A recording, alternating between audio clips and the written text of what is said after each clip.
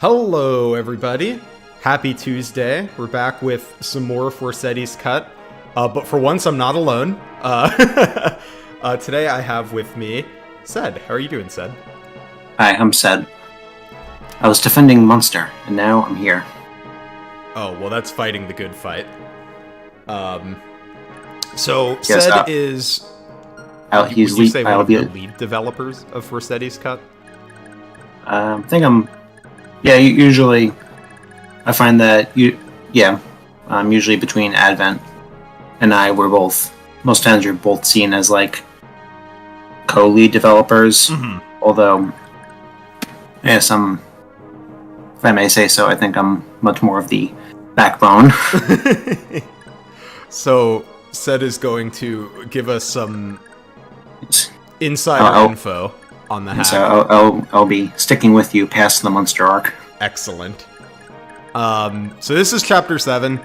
For those who have played Thracia before, it's going to be a little different than a normal Chapter 7 because we're not going to have Safi and instead have Daisy. We can still recruit Shiva, who's normally recruited by Safi. She's a Daisy recruit, right? Or he's a Daisy recruit, right? Yep. Now, so you don't... Yeah.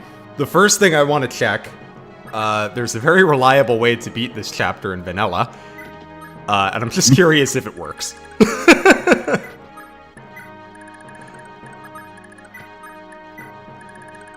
Let's see.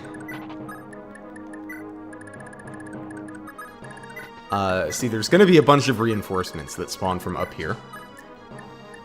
But normally if you are standing on where they spawn, they just don't spawn. So we're going to see if that still happens or not. And I think we're probably going to reset and play the map the normal way either way, but I'm just curious. Yeah, this is also good just from a playtesting standpoint, because like I literally put in this like difference about an hour and a half ago. Mm-hmm. Yeah, this dialogue is the same. I love Hannibal. Good guy. Yeah, Hannibal's cool. Cool beard. So, while we're going through the dialogue here, I know you mentioned this to me offline, but like, what was the origin story of Forseti's Cut? Oh, I was already thinking about this while I was in the shower earlier. The just like shower thoughts. It was when I kind of like started fiddling with nightmare modules. Oh wow, you actually might be able to block the guys here now. See how this goes. I think the boss space is here, if I'm remembering. It's where Karen is. Okay, I want to see. We have it covered. So we'll see if this works or not. Yeah, I'll get into the origin story after that. Okay.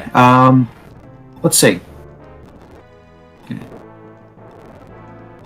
So if it works, then Radric's just gonna leave. Radric left. Go up. Got one guy. Oh, it's Galzus. Hello. Okay, well that's a guy that's pretty scary. Yeah. Alright, so I guess you somehow still blocked Eisenhower somehow, which is interesting. Huh. Well, Galzus is scary enough because let's just look at how our combat versus Galzus looks before I reset. Yeah, I also put him on a mountain. Yeah, I forgot to assign him his boss quote, but yeah, he's got a Master Axe instead of a Master Sword, so yeah. Yeah, so we don't really want to fight Galzus. Nope. I put him there specifically because main change in Forseti's Cut is like a common mechanic that happens in, I guess, more in some FE games is like reinforcements come to a grinding halt once you've killed the boss. Wait, no, not that. That's not what I wanted to say. No, ambush spawns. So I moved. Nope. Still thinking of the wrong thing. That was the first thing I said. Here, we don't need this chest key. If you get rid of the boss in a map, it causes reinforcements to stop. I kind of carry that. It was kind of already present in FE5, though not 100% consistently. So I basically made it so that removing the boss stops reinforcements only if it's a seize map. And since this is not a seize map, it's an arrive map, removing Eisenhower will not stop the reinforcements.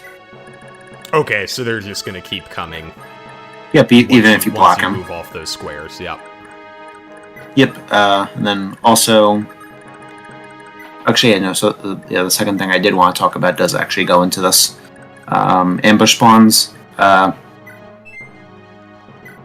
mean, like, they're not as egregious in FE5 like they are in games like FE6 or FE12, but ambush spawns are just, they leave a bad taste in your mouth.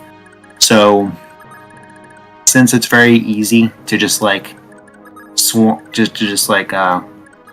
hide at the top and just, like, get the non-ambush guys as they spawn, I basically put Galus there so he stops you from doing that. Well, that'll definitely work. Yeah, just as long as I can find a way to get you to not block his spawn. Which I think I might do that just by having those guys spawn at the start of turn 2 instead of turn 3. So, like, there's, like, no reliable way for you to block them at all. Uh-huh. Other than, like, having save states and abusing vigor stars with a guy like Fergus. And FC, Hicks. Roche in chat just asked if there's a page for the Redux. Is the Discord's a public Discord, right? I can, like... Yep. Okay, so it is the FE5 hacking Discord. Someone in chat can probably give it to you. If not, shoot me a message after stream and I can send it to you. Yeah, it's the same Discord that hosts the latest vanilla FE5 translation patch, Little Manster. We're just our own channel within the server. Did you do much new house dialogue? Advent just mentioned that house had new dialogue. Oh, yeah, oh, that's fun. So, the original translator of, like, within ASR, the guy who led Project Exile, sure, seemed to have gravely mistranslated the house dialogue of the place that gives you the Master Seal. Mm-hmm. Somehow went from an old man who's, I guess, presumed to be like a thief or some kind of miscreant or something, to a young villager girl who's absolutely infatuated with Hannibal's Order of Knights, the Panzerritter, as they're called in this translation. Mm-hmm. And this dialogue of where she's like, oh my god, I thought you were the Panzerritter. You have, like, something in a body to match how amazing you are. She says that whether you're a male or female unit that visits the house. Oh, that's funny. So, bisexual villager girl who... Sure. loves the Panzerritter. So, I think this chapter is a little interesting, because I was thinking about how Daisy doing the Shiva recruitment, like, significantly changes the way that I want to approach this map.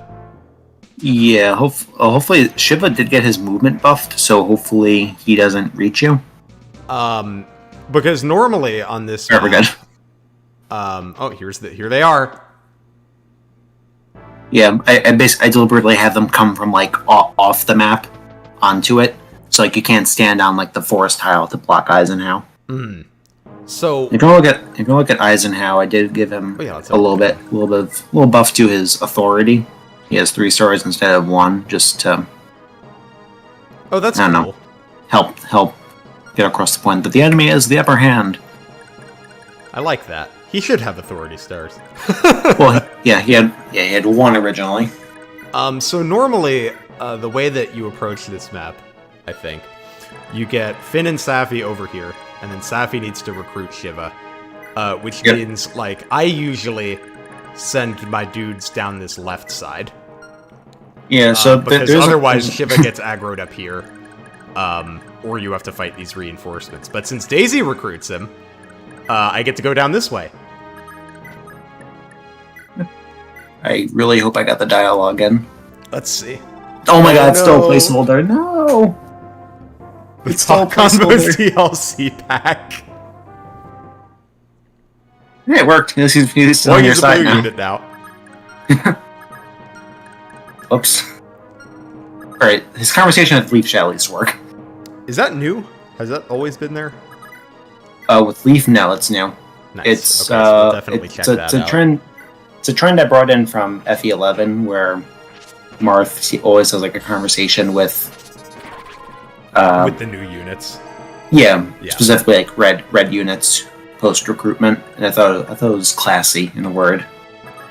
So Ooh, Advent And it says was- the Daisy Shiva conversation is very good, so I'm gonna have to do this again in the next patch. I'm gonna make a separate save because I want to see all of the Daisy dialogue. well, yeah. Well, at least you won't have a hard time recruiting Shiva this way. You get the conversation on what is it turn 4? Yeah, turn 3. 3, even better. But yeah, all of the Daisy dialogue so far has been peak. Yeah, I tried. Yeah, I think like my inspiration from her, at first at least, kind of came from Charlotte and Fates. I don't know, just like super nice to like noble guys, but also kind of like mischievous. Mm-hmm. And then also like when she's just like among people her own station, she's just like takes no crap.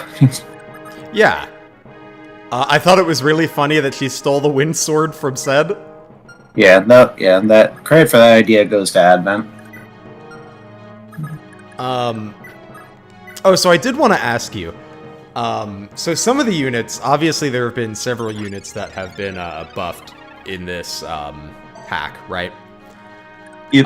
And some of them I was like immediately like, okay, I know why you buffed. Like I understand why we buffed Hicks, right? Hicks is a pretty relatively unexciting unit in vanilla, I would say. I am curious why pre-promote Brighton? I think the first thing was because you don't get like a pre-promoted Axe Knight at all in this game. Mm-hmm. Well, you get like pre-promoted Duke Knights, Paladins, Rangers. That's what Fergus's class is. Yeah. And just in case you didn't have Daisy, it seemed just like a good crutch to have in the monster arc. Was there a goal in this hack to like make the monster arc a little friendlier? Yeah, more inviting. Not because obviously from the perspective of some players, like it should be like good design that like you feel like you're barely winning as you're trying to desperately escape in Munster. Mm-hmm. And like I empathize with that sentiment, but it just at the same time could be uninviting. Yeah, I mean I think you're right about that. I think and also, I know multiple people that are like, ooh, I want to try Thracia, but I don't like the monster arc. Yeah, I will. Yeah, for me personally, I think outside of say Chapter 5, I do actually really like. Oh, whoops! Playing the monster arc. Whoops. Yeah, I really enjoy the monster arc. Yeah. Chapter 4 is actually... I mean, I enjoy playing vanilla, and I enjoyed playing it in this hack.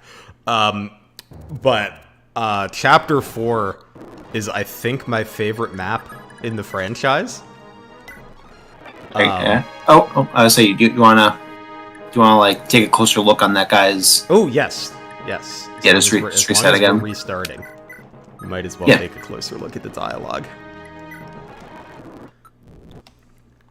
Yeah, so we went from we went to an unsure villager girl from back to this. Oh, I see. So, and you said this is, were you saying this is, like, a little truer to the original text, or, Yes. Okay. But obviously, some liberties were put in for, because, localization moment. Yeah, like sure. things like, hey, let's make an exchange fair. Like obviously you wouldn't hear dialogue like that in Japanese, I don't think. Mm-hmm.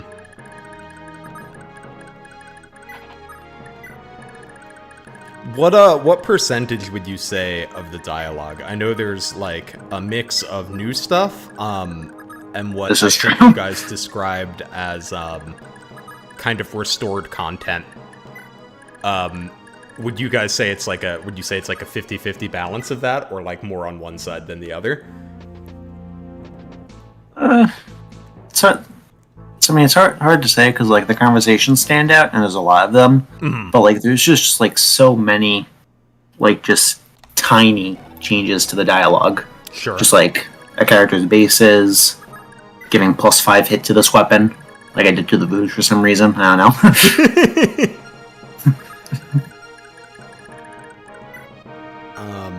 Yeah, that makes sense.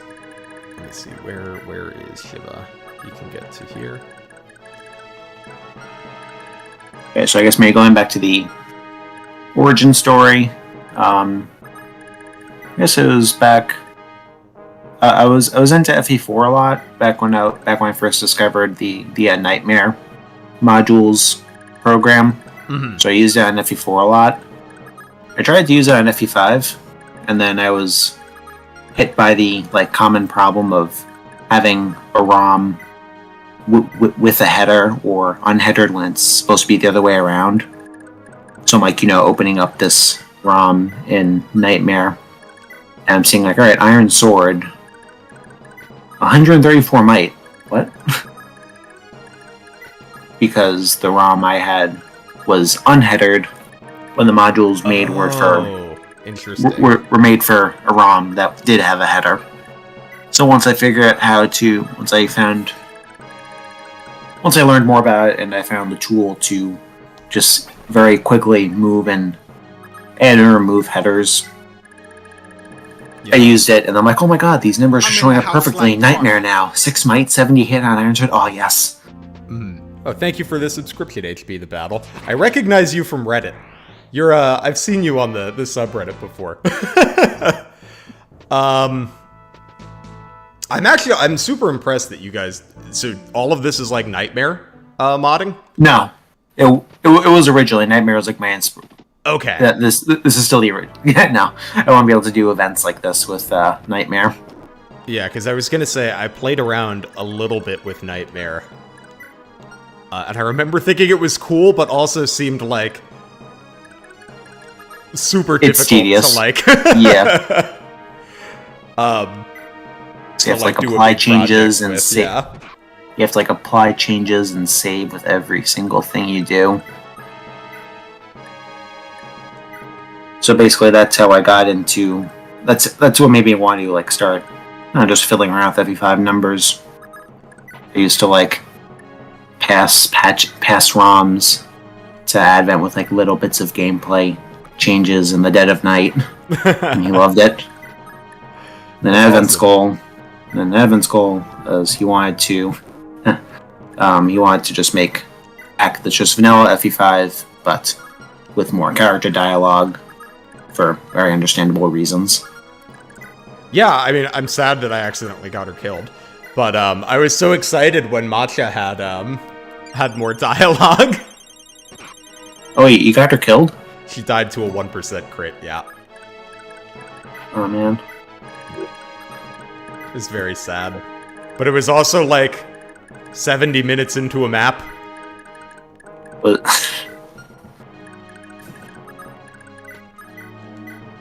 So this is going to be a Shiva run. I don't usually use Shiva, but I think I'm going to. Yeah, no, Shiva's fun. He's, like... I mean, like Shiva's kind of like basically Wrecker, but like in FE5. But because FE5 has so much more fun stuff to play with, it's therefore not as fun to use the Navarro archetype sometimes. Hi, Peter. The Talk Convo DLC thing is just placeholder text for the recruitment conversation, so that'll be patched in soon. Yeah, what's unfortunate is the fully revised conversation is actually in the game that you possess right now, but just the event itself calls the wrong piece of dialogue. Oh, okay. Calls the placeholder piece of dialogue. So what the label for it is called placeholder. So I assume, did you guys write the DLC thing? The Talk-Combo's DLC pack, yes. Okay, I was gonna say that had to be you guys, right? Because I assume they weren't talking about DLC in the 90s? This was a 90s game, right? 1999 and technically 2000. But yeah, one can only dream about DLC back then.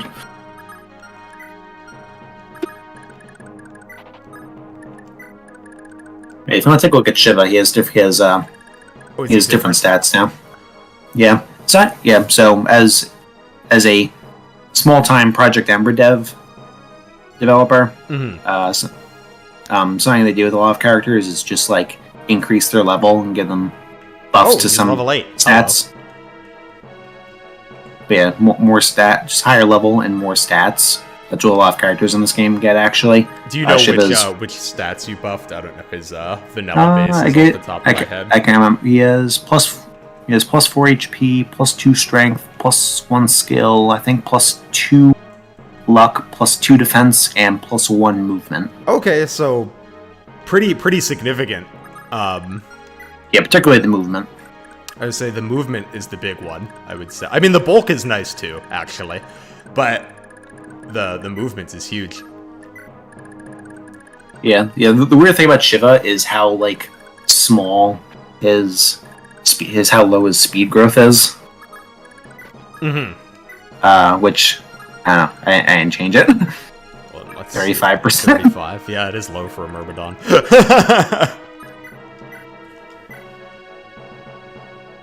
But, well, that's what you have this head scroll for.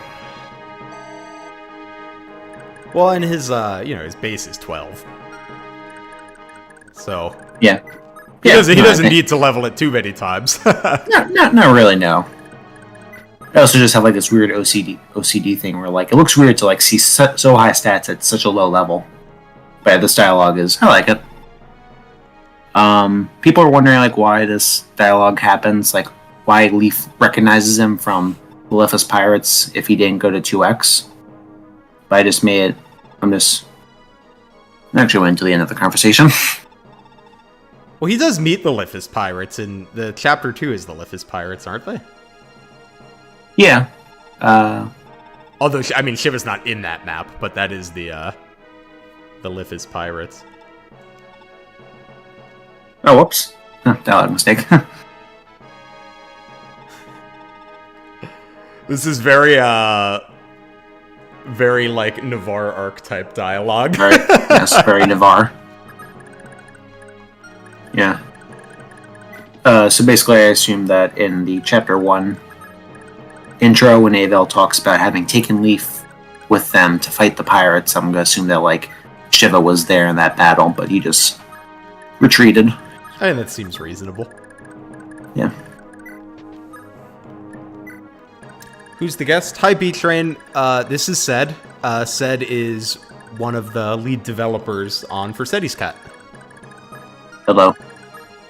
I should actually pull up the chat so I can answer some of these questions too.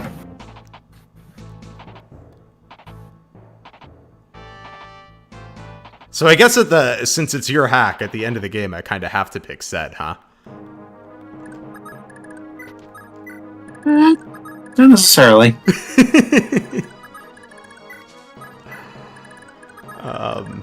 And now I have this thing playing 2 different windows, and I actually think that's like a more interesting decision than people give it credit for sometimes. The Sed versus Sayus choice. Because I feel like people are like, well, it's just Sed, right? Because he has like the super good combat. But like, I feel like if you already have good combat units, like, yeah, Sed then seems you just take Sayus, right? But if you don't, then you take superfluous. Sed. Yeah. No, Sed just really hits you with dopamine so hard the same way Perfect Level Up does. Oh yeah, super fun unit to use. And a great failsafe. If you don't have great combat on your team, then it's like, okay, you know, Sed will be your great combat.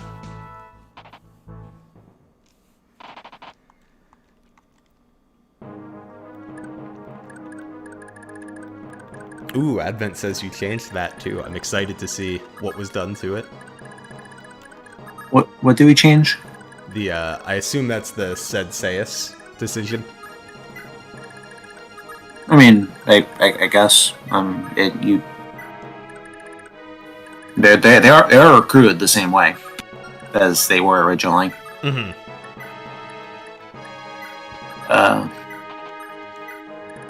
Yes. So do you know how that recruitment normally works out? Yeah. Okay. So there's a very interesting bit I learned about Sayus's recruitment while I was playtesting Willimanster. You know the 6 children that are running around in Chapter 23? Yes. So, if any of them are, captured and taken off the map, or just captured by when Leaf seizes the gate, it will prevent Sayus from joining you. Oh. Even if you didn't have Sed in your team. I mean, that makes sense. All right, then.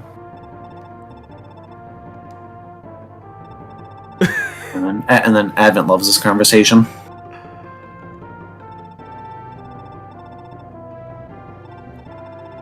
Oh, that's cute.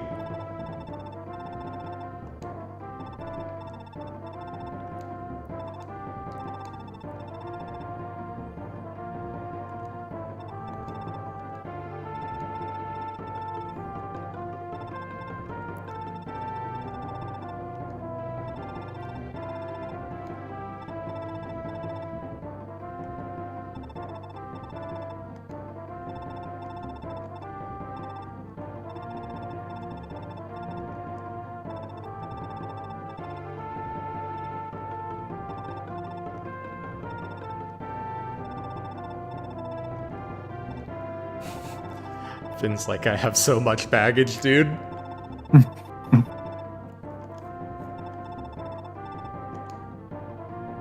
I like that. I feel like Finn could stand to reference FE4 more in this game. Yeah, it's fine. But both of like Finn's conversations that we've added, which I think are really just this one with Karen and the one with Avel in Chapter 2, they're both just him talking about the good old days. I like that. Finn should talk about, or I guess I guess they're kind of the good old days for Finn. Like the good and bad old days. Yeah, or I guess I think I'm speaking more for the fan base when you just back when Crusaders just charged into countries and conquered them just like that. Thinking of Sigurd charging into Verdane.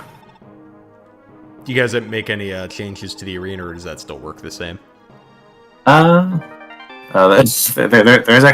There's a bit of a bug in there right now. Not really a bug, or not a horrible bug. Well, we were like messing with this table that like alters the classes of enemies that can appear in there, and I keep forgetting to change it back. So I think right now, if you were to put a promoted bow unit in the arena, it would always go against a bow armor. Oh, interesting.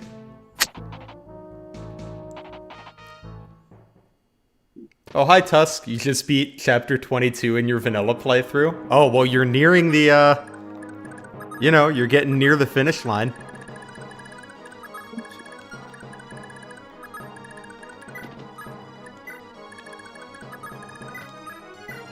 So I know the map win condition for this was changed to arrive. Is that like the map is just going to end when Yes. Okay. Yeah, and I also mean to make it like a bigger range. But right now, like the event is still in there. Where, like only if a unit who is not Leaf ends their turn on the gate tile makes Hannibal and his knights appear. I want to make that more of like an actual like rectangular shaped range. because I guess like normally that's assuming that like one of your units who's not leaf goes to escape and therefore end their turn on the gate tile. Mm-hmm. But instead, I'll just like make like the vertical. Where Karen's sitting right now, that could be like the highest row of tiles where you can activate the event from. Yeah. And like once you end your turn there, Hannah might change the dialogue a little bit. Hannah will be like, "What's all the ruckus going on out there? Oh my god, the Knights of Munster are charging right at us!" Yeah, that would be cool, because I feel like that was a really cool moment the first time I played this chapter, when Hannibal's Knights start coming out. Yeah.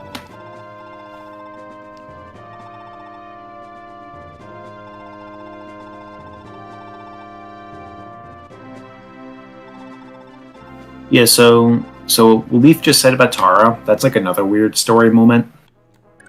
Because like, do you ever notice that if you don't go to chapter 2X, like nobody ever actually tells Leaf about like the crisis unfolding in Tara? So you're like, you're right.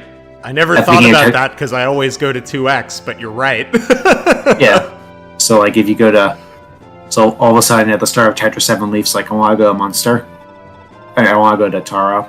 And the player has like the same reaction as August. They're just like, what? Uh-huh.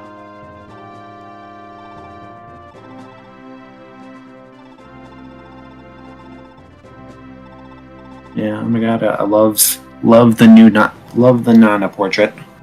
Yeah, it looks nice. You know of the hack Super Thracia? I've never played it, but like, I know of it. That Ultra Nana portrait is like the one good thing that comes from it. Interesting. Well, is that like a it's like a Kaizo hack, right? Yep. A traditional Kaizo hack, I guess. Let's see, Asbel has probably gotten enough speed levels now. Who do I want to bless with some speed points? 11. Actually, most of my combat units have pretty good speed. Probably Leaf, right? What was the speed again? Like 6. I feel like I have to decide if I actually want to use him as a combat unit. Well, I mean, you're deploying him on every map, may as well. That's true. So it's got to be either him or Fergus, because Fergus is on 7 speed at the moment. Yep. Yeah, we'll give it to yeah, I'll say that. I do feel like that speed about Fergus is a very make or break. Well, I mean, that was why I had to reset that first time, is because Fergus just wasn't as fast as I thought he was, and he got doubled. Thank you for the gifted memberships, MMORPGL. Hope you're doing well tonight.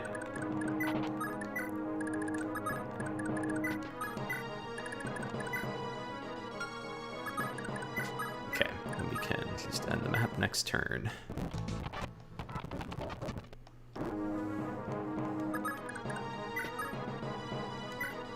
But yeah, alright, so looking at Advent's message about the Silverbow snipers being a death sentence, I actually kind of disagree with that, because from what I've found, like, class bases don't really factor into arena enemy stats.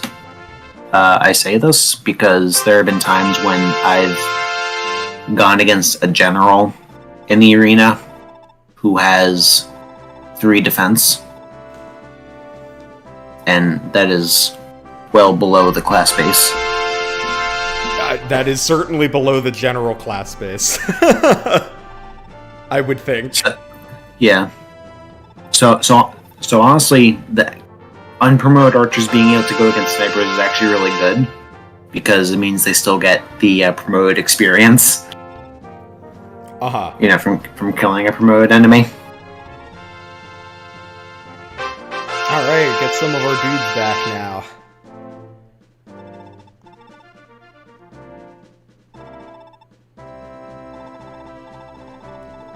Maybe I'll use Callian. I don't think I've ever used Callian. He's fun. Does the Paragon scroll stack with the sword? It does not. Sad. Yeah. It's because the sword like the sword, like, you know, it doesn't double your experience while it's equipped. It gives you the Paragon skill, which does nothing if you already have Paragon. Mm-hmm. Hi, Superstar Warrior. That particular map was changed to arrive, but most of the escape maps are still escape maps. Yeah, I do have plans to change Chapter 9's objective to arrive, because it makes no sense for the Thracian army to take you captive like that when they've been ordered to retreat. Uh-huh. And this is where new dialogue happens. Let's see it. Ooh, Redux. Have you lost weight? Oh, that's funny.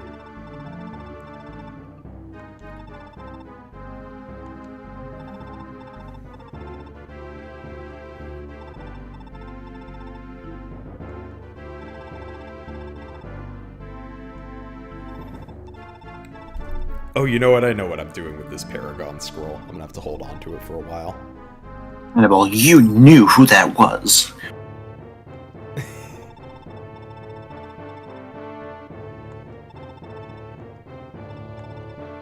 Redux is kind of unsettling.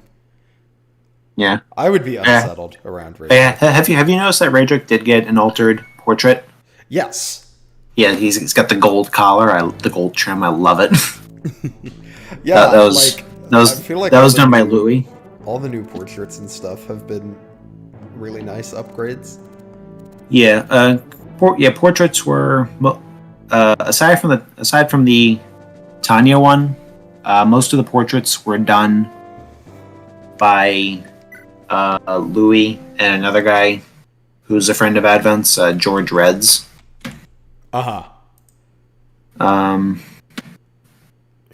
George Reds is the one who did the Hicks portrait. Because everyone wants to know. Everyone loves the Hicks portrait. Okay, I just had to check who I need to talk to Marty with. The answer Ocean is Ocean or Halvin. Yeah, and the two. And let's see by how much. By quite a bit. So looking at the deployment, looks like you have everybody from last chapter, right? Yeah. Okay. Right, unless I'm missing somebody. I don't think so. I'm just asking because, in addition to like changing how the gate tile functions, you also have to like change the chapter's ending event. There's a command in there called call ASM loop. Assembly set units left behind is captured. Mm-hmm. So I think just removing that command makes everything work perfectly. Right. All right. Here's Daddy Hicks for you, Advent. He's so smug. But for how long? I like that you guys gave him better stats, because I feel like he's like not quite good enough in normal. Yeah, no. Hicks also got the auto level treatment. He went from level 6 to 8. Okay.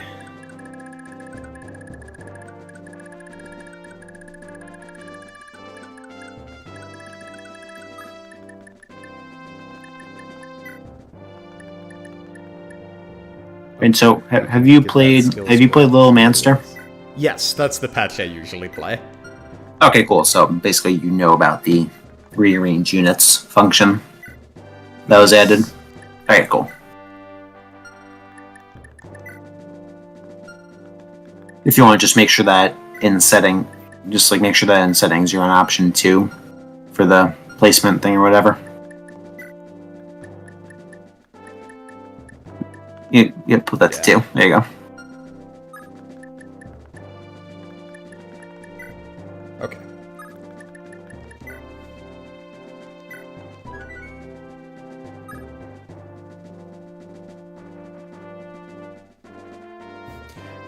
Went from having an iron sword to a slim sword, so you could steal it from him if Daisy wasn't overdosed on caffeine. Look, Daisy deserves a map off, okay? Oh wait. So actually, I think this you might actually be in your interest to bring Lara if she's not fatigued, because otherwise, the boss is a bit of a pain to capture. Oh, is that why you changed it? Yeah. Yes, perhaps I will. Usually I just do capture him, but it is kind of annoying.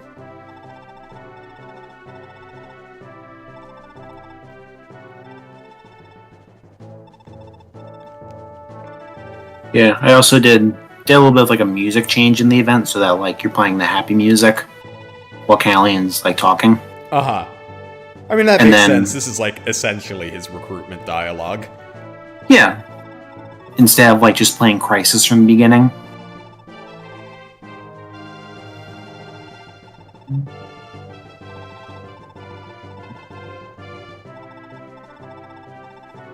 Oh yeah, I also did the Dorius name change as per phase localization the other day.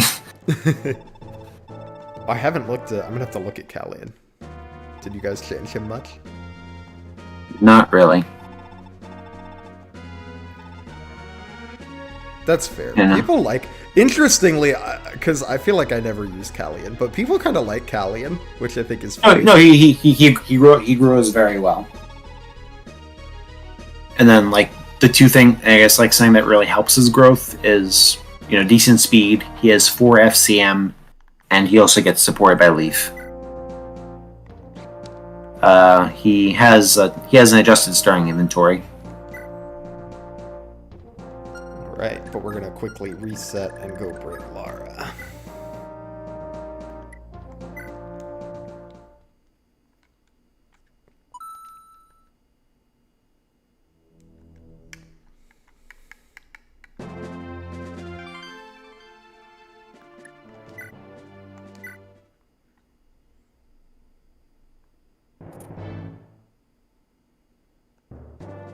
Here, since if that's how we're capturing the boss, then we can actually give, well, I'd like to get him some levels. He could probably go one more map without getting fatigued. I mean, you probably don't need to bring Brighton, because Chapter 8's something of a breather map. Oh yeah, well, and he's a pre-promote, he's not gonna get any. Yeah. We can bring Lara instead of Brighton. Yeah, because as long as I didn't, like, again, screw things. Oh, I know about the rearrange advent. Yeah, so hopefully as long as nothing gets screwed up, Lara has 3 con, which lets her steal the 2-weight slim sword that I think the boss has. Just want to check that real quick. He's over on the gate. Oh, there he is. Ah, I got, nope. I messed it up. Oh, is that going to be 2? Yeah. Well, that's fine. That's what Finn is for. Yeah.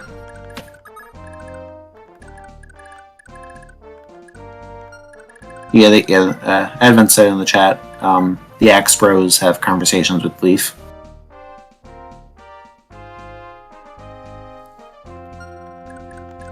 Let's see, so... Yeah, I'll make sure they get those.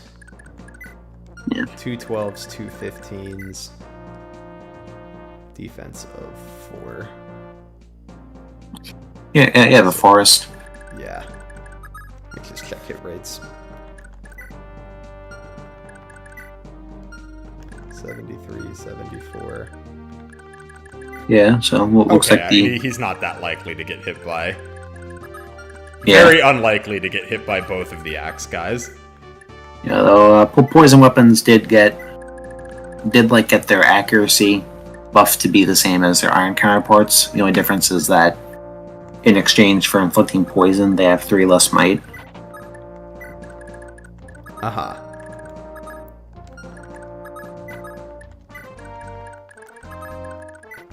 Let Ocean get some combat, because I would like him to level up some.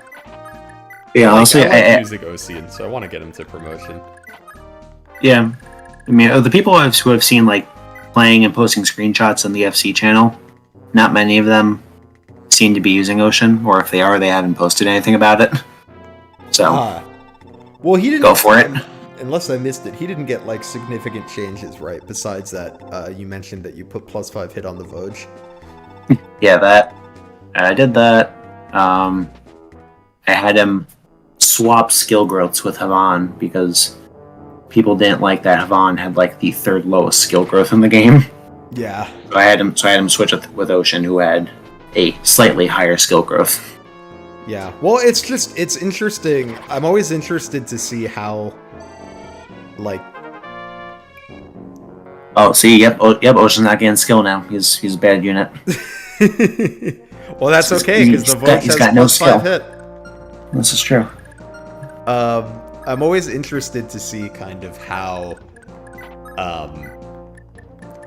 like, kind of rebalance patches affect what units end up feeling like.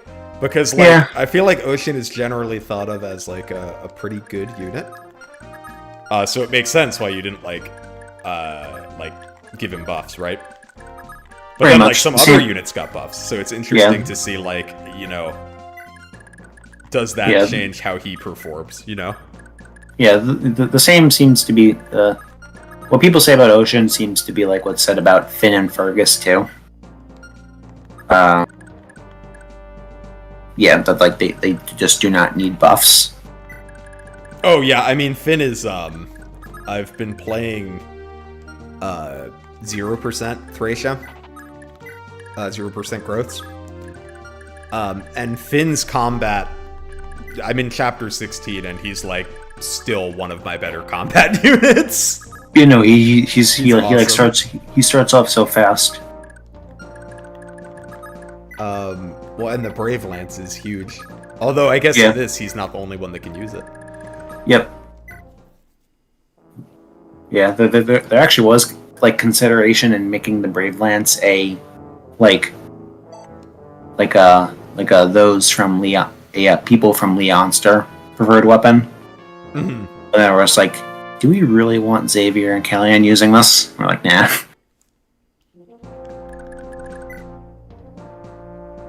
Okay, there's 1 speed level for him. It's gonna want a couple more of those, I think. So you should just like unload some of your stuff in the convoy. Leaf does not need that bull gun on. Yeah, I should definitely unload because I have characters carrying some stuff they do not need. Yeah. For sure. Yeah, it's weird. Something I really like. I've come to like kind of enjoy doing in FE5's prep screens is like you know that like when you break weapons, like rather than like disappearing in like the Game Boy games, they're like, you know, broken swords that you hold. Right. You can sell those for 100 gold. So I love like taking all like the broken weapons that I have from the previous chapter, putting them in one unit's inventory, and then just like selling them at the shop like it's like I'm recycling bottles and cans. Yeah, that's funny. Here, let's get Nana to fight a little bit.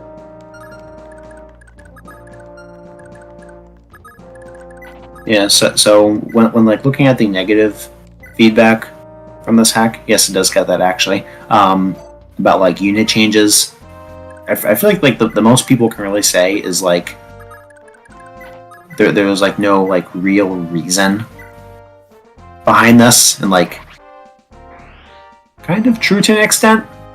It was very just I don't know, just adding good unit feel. Oh wait, it's weird to explain. Marty. Let me see what. You're not gonna kill him with like a rapier, right? It made more sense in my head before I started talking about it. No, I get what you're saying. Yeah. Like I feel like some of the units. Well, I mean, like I feel like Hicks is like a good example. Like Hicks is fine in Thracia, but he's kind of boring, right? So I liked that you like made him better, just because now he's more interesting. Oh yeah, look at. Did you deploy Havan? Not this map. Oh man, you switched him out for some. Oh right. I should have. He has a conversation, doesn't he? He does, and he also, although it's not really as entertaining as the Leaf and Ocean one, I don't think. But a change Havan gets is once he rejoins you at the end of Chapter 7, he actually gets an Authority Star. Oh, neat. I did this with him specifically because, well, he could kind of just use it to better compete with Ocean, and also his ending depicts him as like just as a good leader. I feel like in a way that it doesn't for other people. Yeah, I mean, that definitely, like, sets him apart a bit more. Because I feel like in Thracia, I mean, this is the reason I didn't deploy him. Like, in Vanilla Thracia, like, what are you doing with Halvin, you know? Like, he's just, like, the less exciting version of Ocean. Yeah. But I like that that's, like, a reason you might deploy him. Damn, we'll release the wrong Ocean. Oh, hi, Young Bob. Hope you're doing well tonight.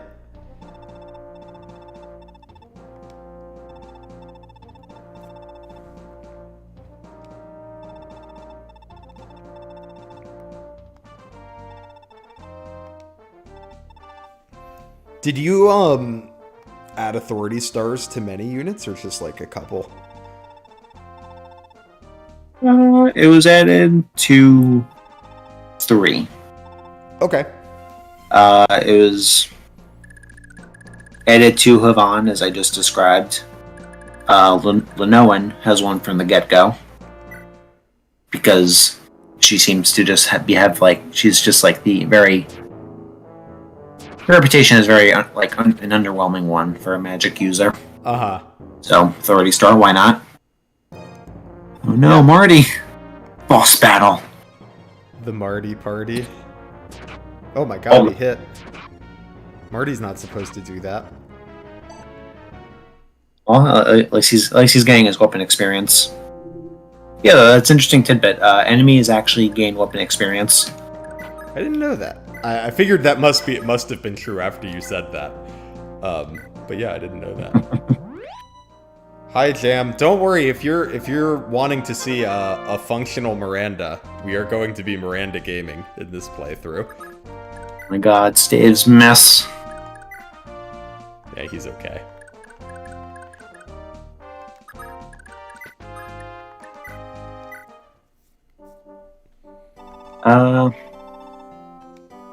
Poor Marty, dude.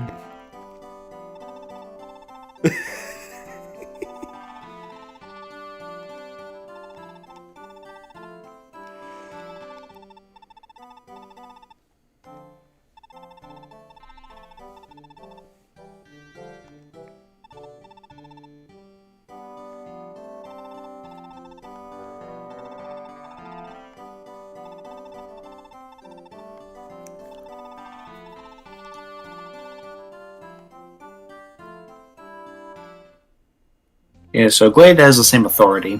I actually gave Xavier a second authority star. Oh, neat. I'm gonna be interested to see, I forget if it was you or Advent that mentioned, that the Xavier recruitment, like, that the recruitment itself is still the same, but that the map has been arranged in a way that makes it less annoying. So I'll be interested to see that. I mean, I'll say kind of, sort of. The main issue from the Xavier recruitment is just the equipment that the guys carry. So, like, you know, you turn an axe armor to you turn a Leon Star axe armor green.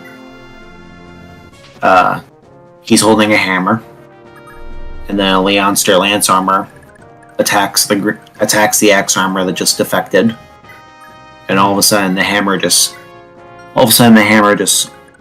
one-shots the unrecruited Leon Star armor. Right. So basically, they kill each other. So it was kind of fixed by giving them generally higher stats and not as RNG reliant equipment.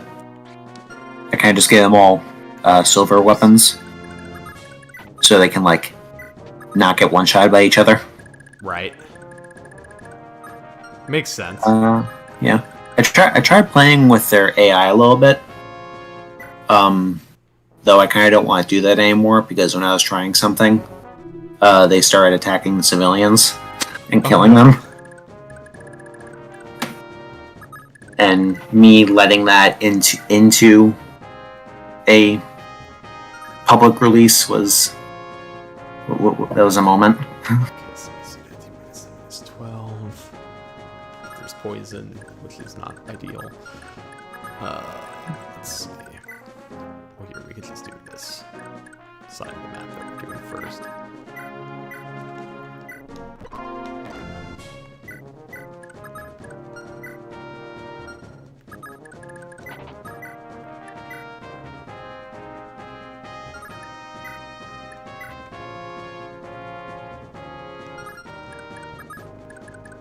Yeah, so before we talked about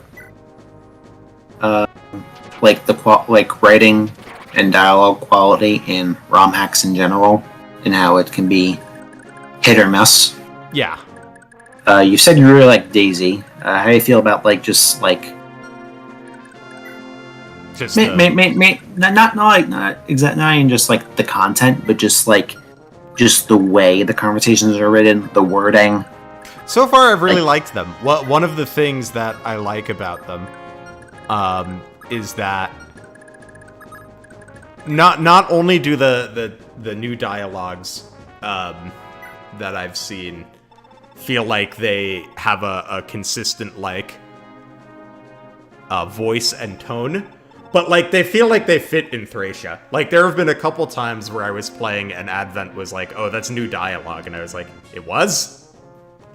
And I feel like that's a good thing. We've discussed that exact. The moment you've just described. We've talked about it many times. How we want to convince you, the higher up FE tubers. We want to make you think that our fan-made dialogue was in the original. Yeah, I think you did a good job with it. I think I haven't like I've played Thracia 3 or 4 times, and I've probably only played like close attention to the writing maybe like twice. Yeah. But still, the dialogue feels like it fits to me, which is a great thing. Cool. Or thanks, I should say. Oh, good job, Finn.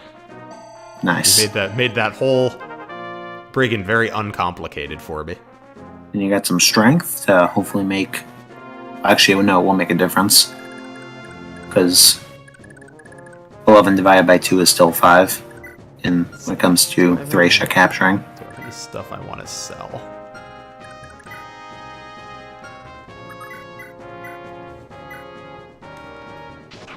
You'll kill this bandit one day, Callian. You want him to grind his lance rank. But I am going to send someone down there to go help and also actually grab the village once it's done. Yeah. Let's see, I don't really think I need to buy anything. I just want to... Oh, they have a killer axe here. I might want to buy a killer axe. Money is important. Well, I have a whole meteor to sell. Oh, actually, I shouldn't sell that. I'm using Miranda. I should save that. Yes, and I can tell you right now that... I will tell you right now that Miranda comes with base A fire. Oh, yes, we will be saving our meteor then.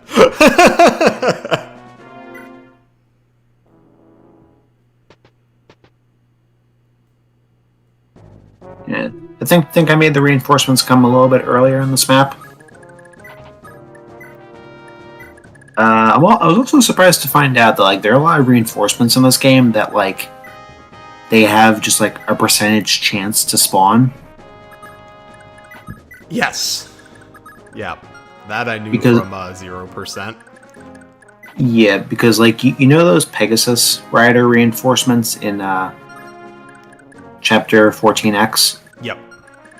There's like 20 that could potentially spawn, and they each have a 10% chance of spawning. Okay. And yeah, Finn can easily kill LeMay. Because he might kill him. You also want to get Leaf support going in there. Yeah. I was just trying to see if he could attack him to weaken him, but he can't. He's too at risk of killing him. Yeah.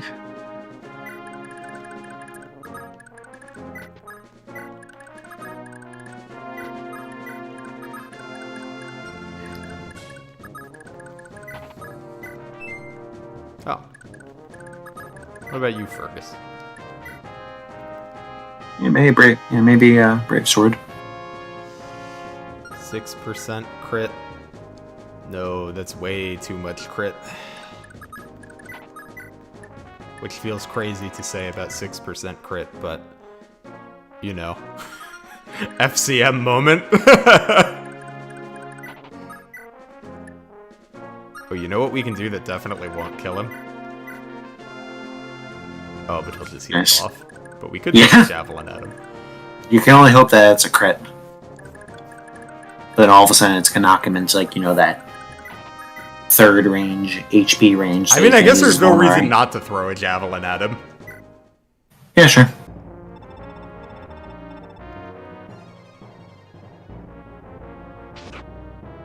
Yes. Look at that EXP gain. Yep. Should send Marty over. I'm sure his accuracy will be excellent. Yep. This is C's, right? Yeah. Okay, so did you notice that in the chapter objective section, in parentheses, it tells you guide and chapter requirements? Oh, did it? I think I haven't looked at status much. Oh yeah, look at that. Does he still get on his wyvern on the same turn? Turn. Yeah. So that's actually something I want to change about chapter 8 or getting 8x is instead of I don't in the story I don't really understand why Leaf needs to talk to this guy from Thracia to learn where Dagdar is. Yeah, it does seem a little strange. Because even without the guy to tell him that yes, he's in the manor. Why can't Leaf just be well, I don't know where he is. He might be in the manor. I'm gonna go look. Yeah, it does seem weird. Like you would think that Leaf would just go look in the manor, right? Yeah. All right, Finn's actually got good capture chance. Well. Yeah. Well, this is fine. It might take a See, isn't it great that I buffed the weapon triangle from 5 to 10%? It certainly makes it feel more relevant, which is nice. Yeah, but again, relevant, but not make or break. No, not overbearing. But yeah, we can do capture. We might just have to do it a couple times. That's fine. But yeah, no, I think I was. Louis had suggested removing the. Oh, nice. Yeah, we'll get him next turn. Well, actually, maybe Fergus can get him. Fergus can get him, but Fergus can die if he fails to get him. All right. Well, I think. Let me check the that. But I'm pretty sure. Oh my god. Oh wait! I just realized I normally don't bring Nana to this map because I think she's fatigued. So don't. Let me see. Yeah, he would have to hit both 61s. Well, if Nana hadn't missed her staff, then it would have been better. Yes, yeah. So you gotta get better at the game. It's true. Skill issue. Yes. Ooh, but actually, yeah. So now that you hit, remember that Nana gives personal supports to Leaf and Finn, and also gives charm. So I think Finn's going to have 99 accuracy against him now, even when capturing. Yeah, you're right. So so it should definitely work. Oh yeah, back to weapon triangle. Yeah, Louis was. Oh my god. Yeah. The nerve of some bosses. Yeah, Louis had suggested removing the weapon triangle completely because he had just played Berwick Saga. I mean, those kind of do feel like the two options, right? You either... Because 5% is weird. No. It feels like it should either be more relevant or you should just get rid of it. Personally, I like that you made it more relevant, but yeah, those do seem like the two things that you might do to it. Yeah, and the reason why I wanted to make it more relevant is I kind of just like I find the Yggdrasil weapon triangle interesting in general mostly because of how magic interacts. It's the same as FE4 where you have fire beats wind, wind beats thunder, thunder beats fire, and then light and wind both beat fire, thunder, and wind while being neutral to each other. Mm-hmm.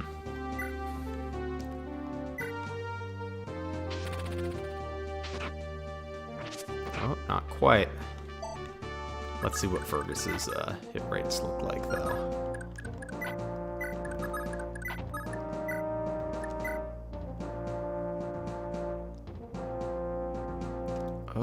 71's still not great.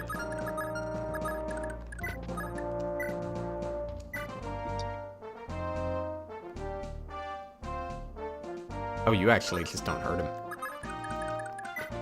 Unless he crits. Unless he crits, yeah. Which, again, something that helps is... Did we talk about... Were you told about, like, the 25% crit cap thing? I bet you got rid of that, yeah. Yeah. It's so weird that it was there in the first place, which I guess you can say that about a lot of things. It is odd that it was there in the first place. I wonder why they, wanted to do that.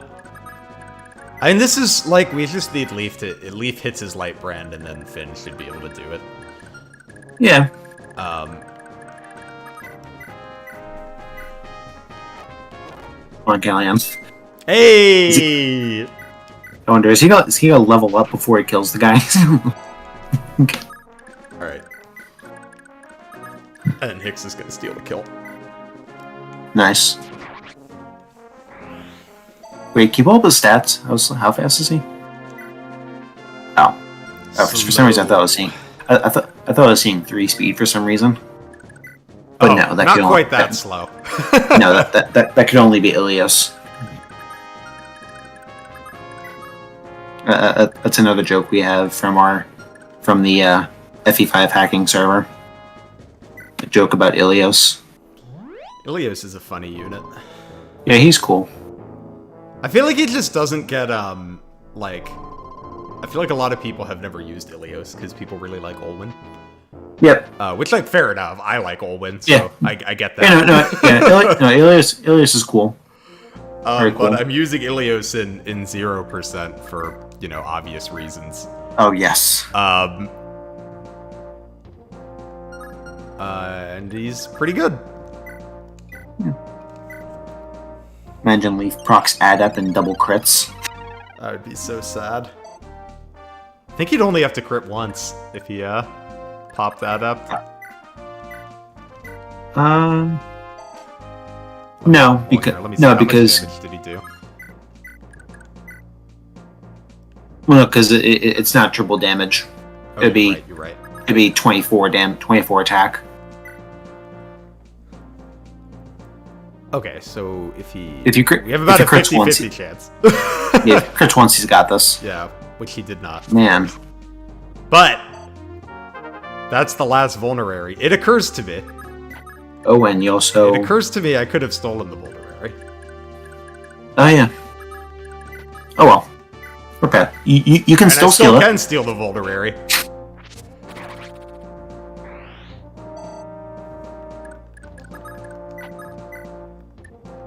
Oh, but if I am going to steal the vulnerary, I do need someone to rescue her. Marty can do it.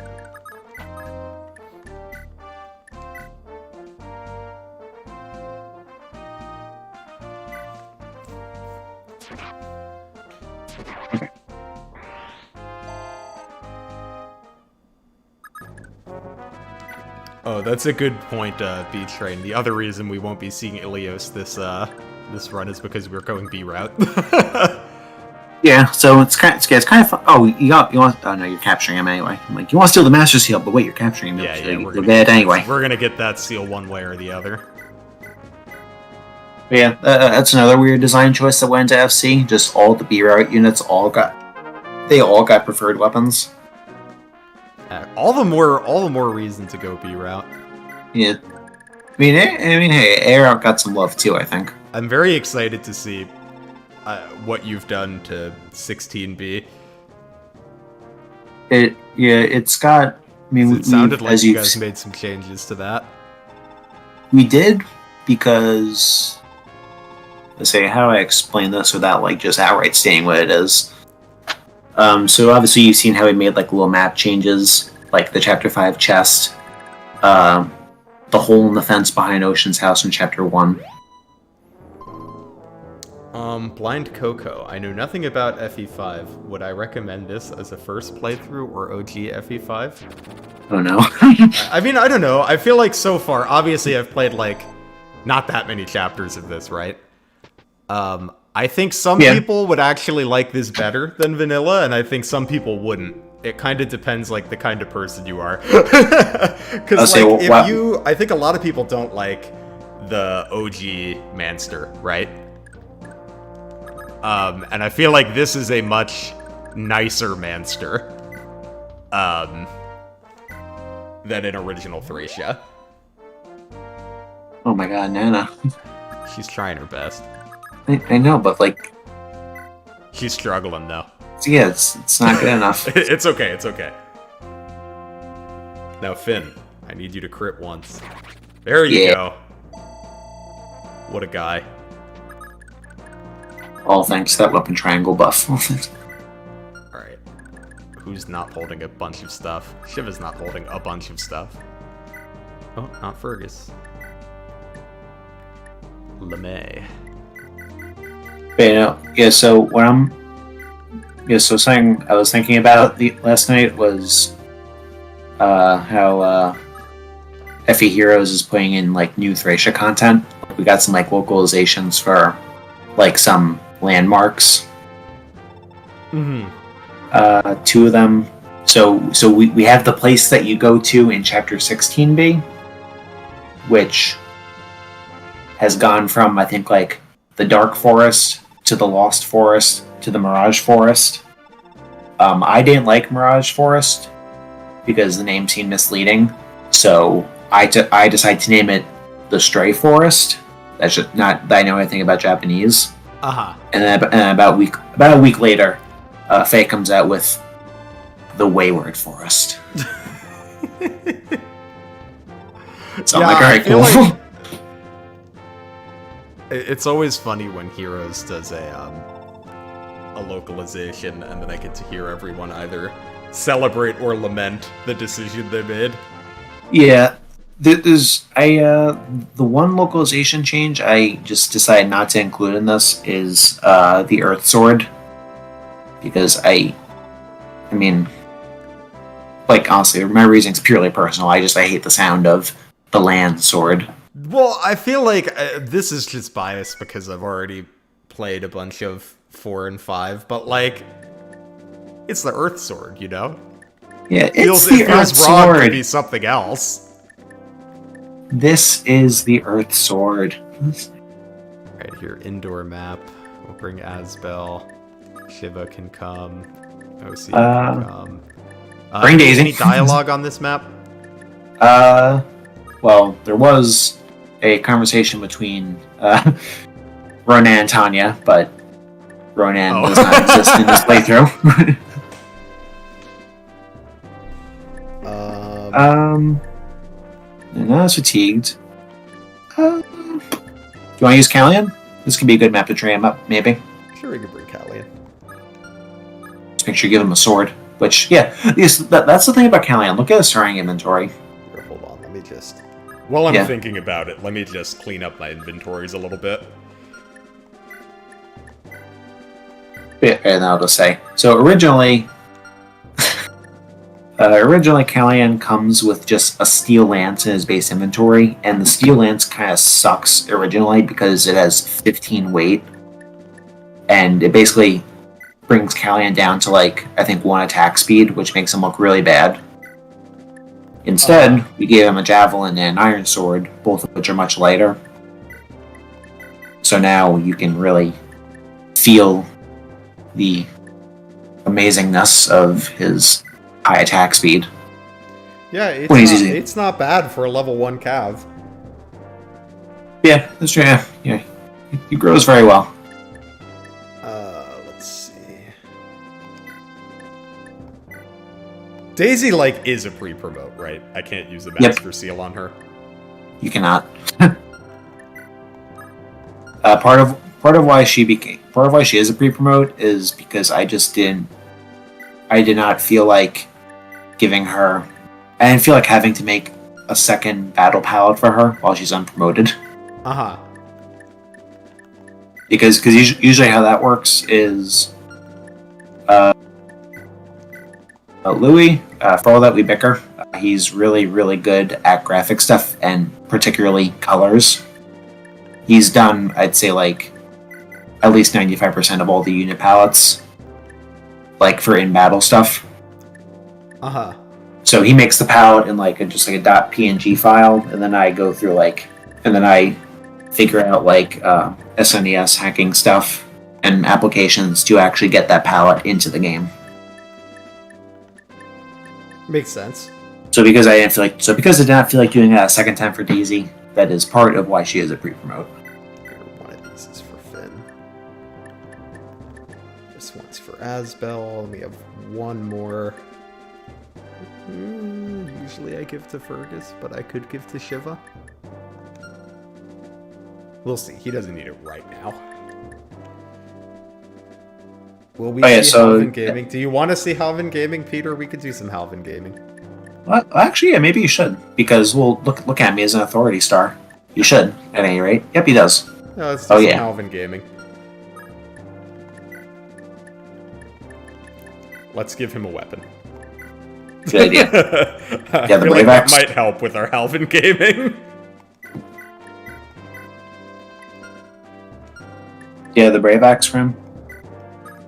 I believe the Brave Axe is going to be sitting in Dagdar's inventory. Oh, okay, cool. Okay, so did you notice that?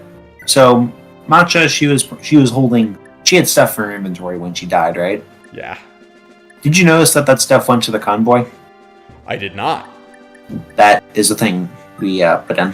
Oh, well, that's good. I don't remember. I don't know what she had in her inventory, but if you remember. Okay. Yeah, it would have been like an iron sword and a. Yeah. I did not see the Leaf Halvin conversation. However, I left a. I think I still have the save, so we can actually. We can go. Yeah, why not? We can go look at it right now.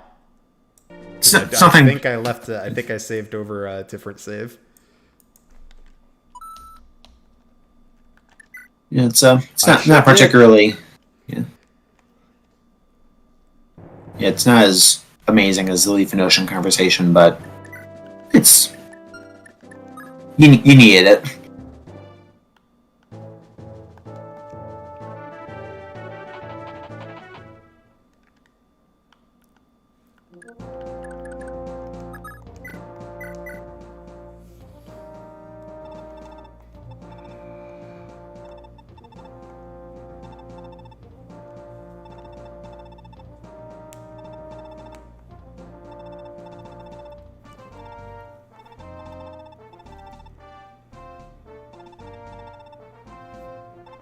Oh, he's following in Avel's footsteps.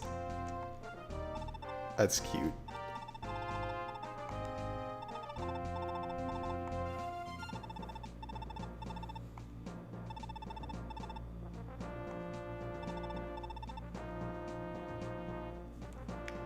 That's the other thing about Havan. He actually now gets supported by Leaf. Oh, nice. All the more reason to do some Halvin Gaming. Yeah, well, it works well with his 4FCM, especially since, his only other source of support, Adel, is gone for a lot of the game. Alright, we're finally getting my favoritism project back. The question is, does she get Paragon, or do I wait for Miranda for Paragon? You're gonna give Paragon. You're gonna give Paragon to Tanya. Either Tanya or Miranda. I would give it to Tanya. Yeah. If you want, I can directly tell you why. Oh, is there like, does Miranda have it now or something? Do you want me to answer? Do you want me to answer? Or no? So here's my. You don't have to tell me exactly why, but just she doesn't need it, is what it sounds like. Yeah. Okay. Cool. Then we'll give it to Tanya. If you aim to give it to her, you'd be like, "Oh, I guess I didn't really need to do that." Okay, we're gonna give it to Tanya then.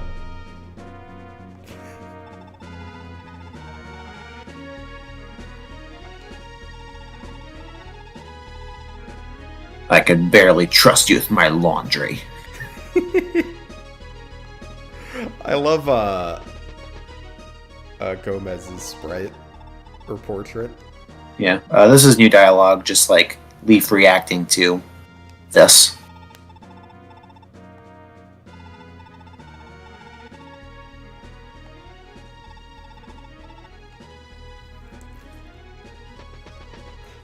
All right.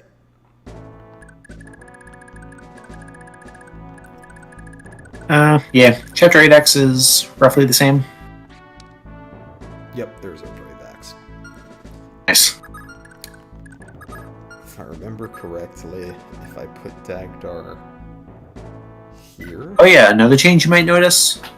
If you look at Daisy compared to Shiva, you see how Daisy has more range in the Fog of War than Shiva does? Oh yeah. That's... Like, if you scroll to the right, you can see that she can view 5 tiles, while he only has 3. Yes. It's the asymmetry. Yeah, it's a piece of code added where if the unit has the steel skill, they get +2 vision in Fog of War. Oh, nice. That feels very very Fire Emblem. So, and then also because Lara. Because her steel skill is a personal skill, she will retain this property even after she's a dancer. Oh, nice. Oh, and it also stacks with torches. So you can view 15 tiles if you have Daisy use a torch.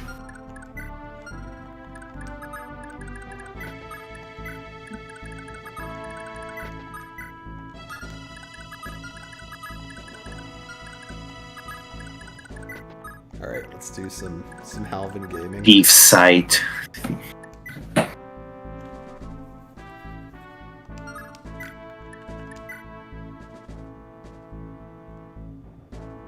Nice. Doubles with the steel axe. Oh, but he missed. Sag. Man. I should have crit. next time.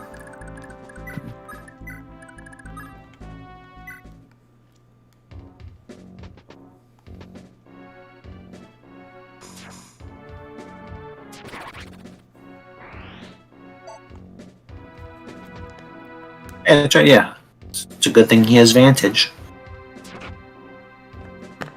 True. So what?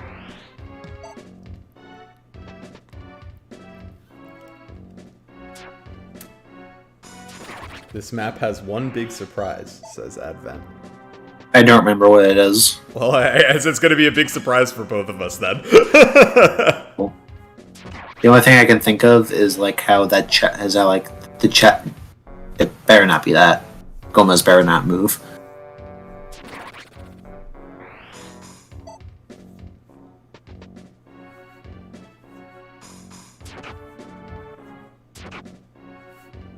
Imagine playing Five Nights at Freddy's, but it looks exactly like Thracia Fog of War. And instead of Freddy, Dagdar pops out with a Brave Axe.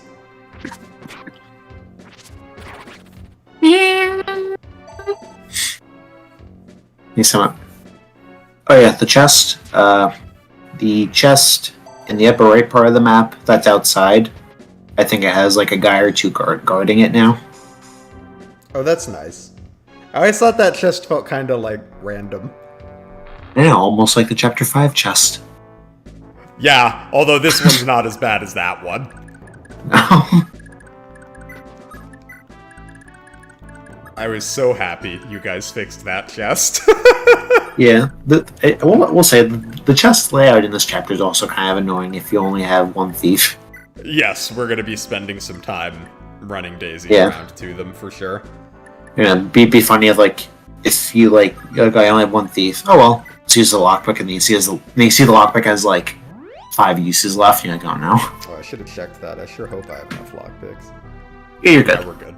Plenty.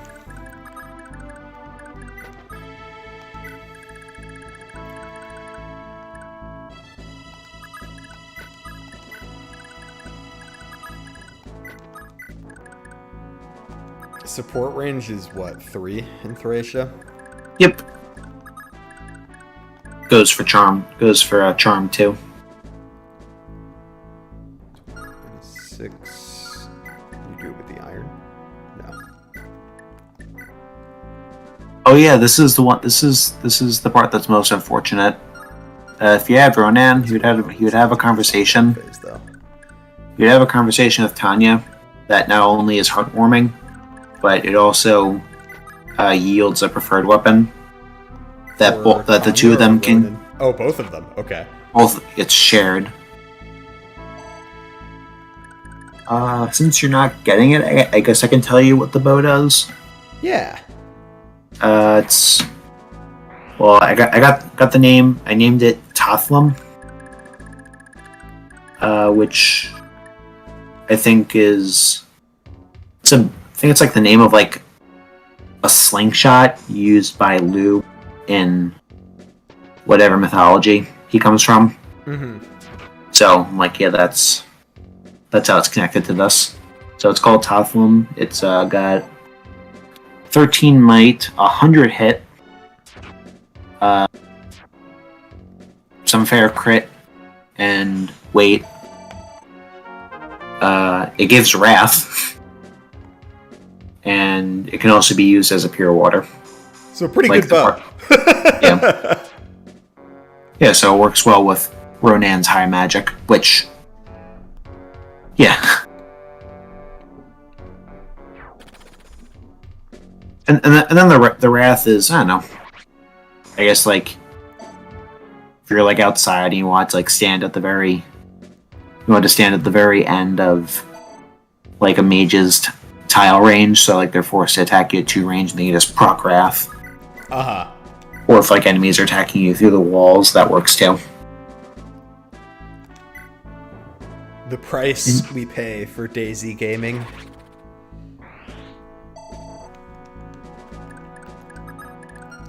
Not even. You could have had both. Well, I was gonna say, and probably in this current patch, it's not even the price you pay for Daisy gaming. Yeah, it's the price you pay the for. Vulnerary is the price you pay for Daisy gaming. Well, and Safi. Safi's the actual price. Yeah.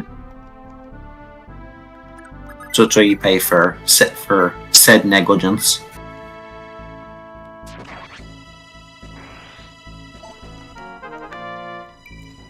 No, I've actually had a lot of fun triggering all the different events and stuff, because I feel like it's made me do stuff I don't usually do in Thracia. Like, I don't usually use Halvin, so it's kind of fun to use him. Yeah, no, I'm using him currently in my playthrough. I kind of like play when like there's not really anything to do at work on my phone emulator. Uh-huh. He's doing well. He's got some big stats. Oh yeah, so that reminds me. Discovered a very, very obscure bug the other day. Not sort of a bug, but like it's not a fatal bug. You technically don't have to reset for this.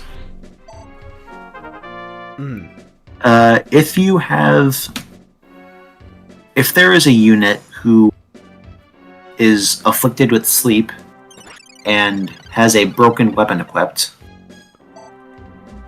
and they are attacked, not captured, attacked, with animations on, there will be like a multiple minute delay in the battle, in like the game transitioning from the map to the battle.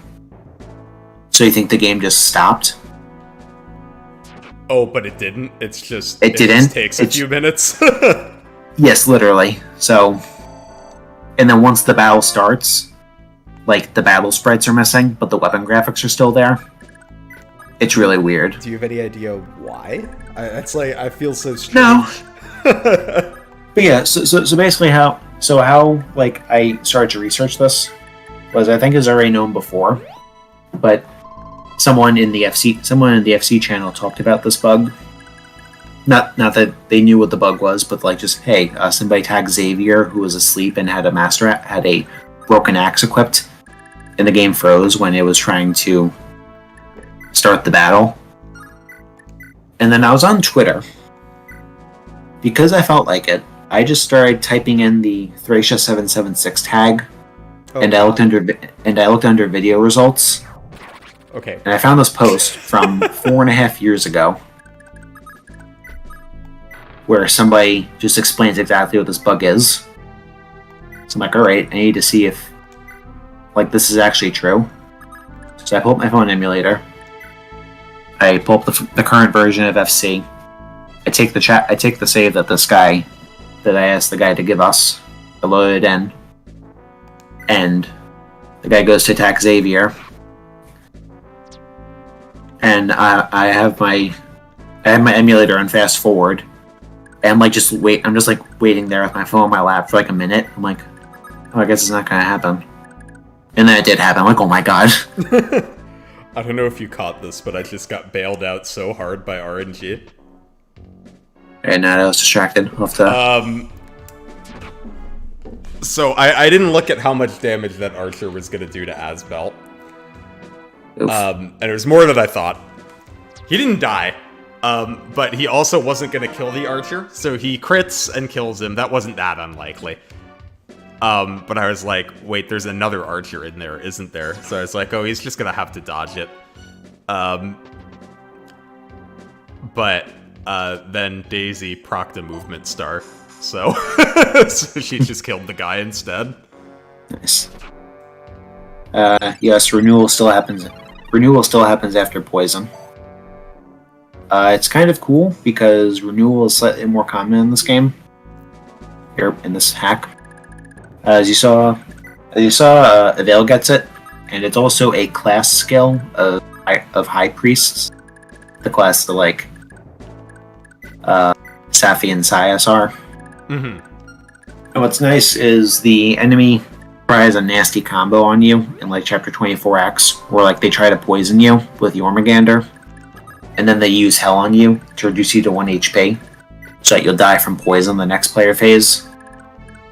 Right. But since renewal healing is done before poison damage, those with renewal are they do a combo breaker. Makes sense. Wasn't like exactly what I was thinking about. It's kind of I was thinking more about I was thinking more about how renewal is just vastly underutilized, because like in the original game, literally only the final boss has it. Aha. Oh my god. Oh, nice. Okay. Weapon triangle buff bad.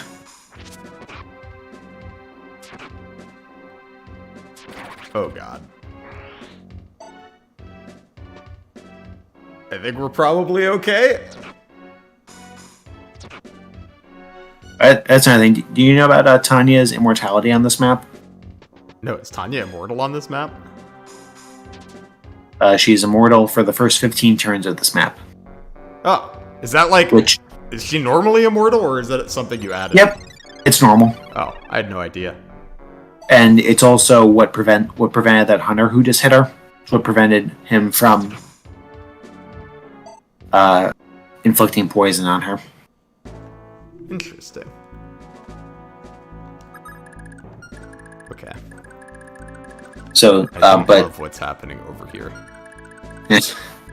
But should you manage to complete the map before she loses the skill on turn 15, it will just be taken off anyway.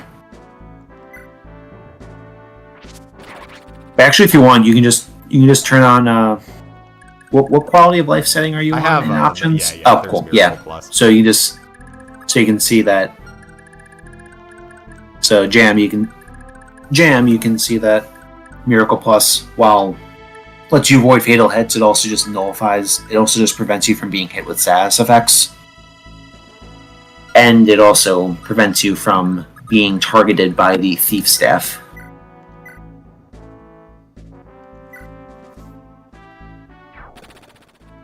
Oh my god, Daisy's... Okay, never mind, Daisy. I was about to compliment you.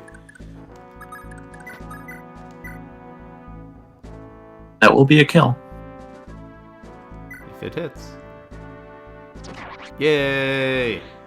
Why Thief in particular? I think it's just because it, rather than like... It prevents you from being targeted by staves entirely.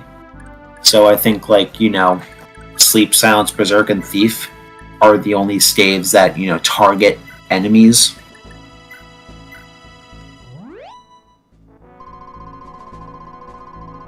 Yeah.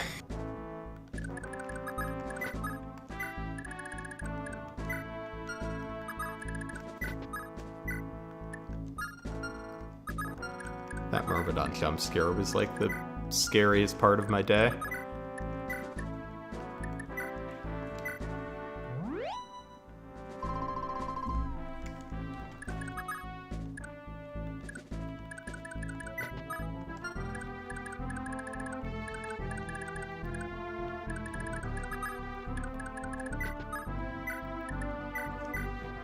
If my understanding of architecture is correct.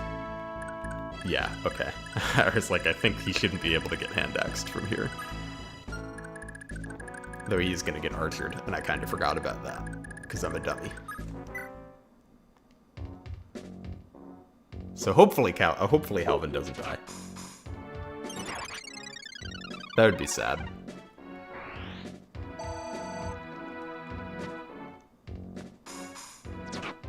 Oh, he's fine. He's fine.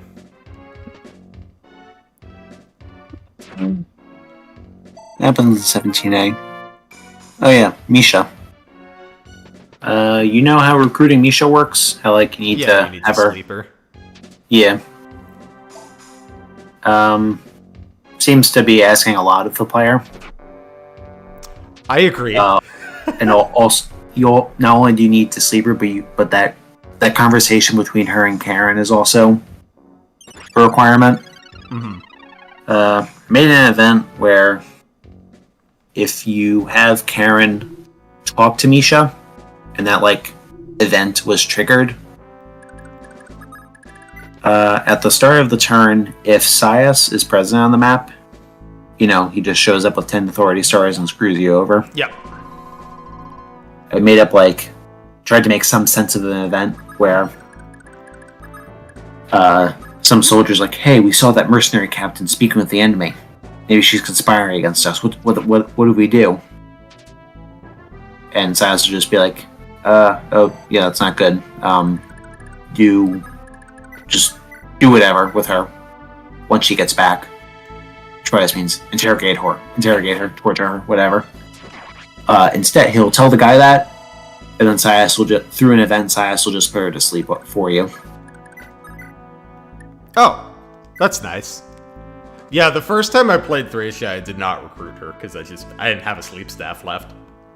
Yeah. There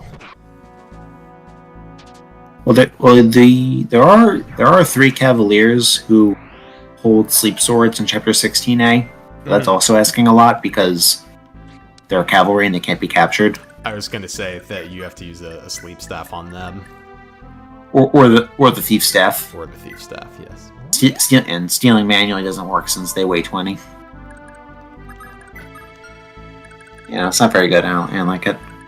So yeah, so basically for Misha, you can either put her to sleep yourself, or you can have... Or Sias will do it for you. Yeah, as long as you have Karen talk to her. Either Karen, or put her to sleep yourself.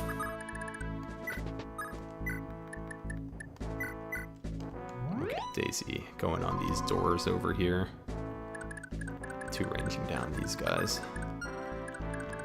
Ooh, although it occurs to me, I think it's possible for her to suffer from success. think it's not that likely, though. Okay, she's fine. If Halvin dies, he's just fulfilling the Super Thracia timeline. Does Super Thracia kill Halvin?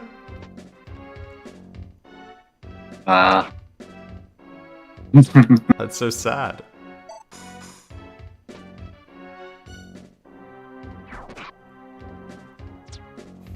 What did Halvin ever do to deserve this?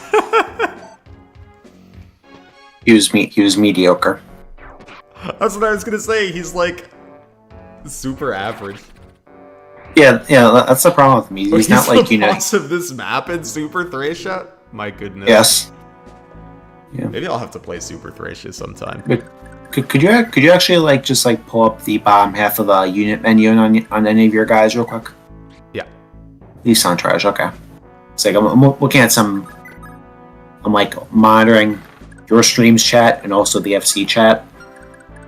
So I'm seeing like a bug where like units are like switching affiliations or not when they're not supposed to. It said Tanya stops being invincible turn 15. Yeah. Cool. And I can be so as reckless as I want for now. Yep.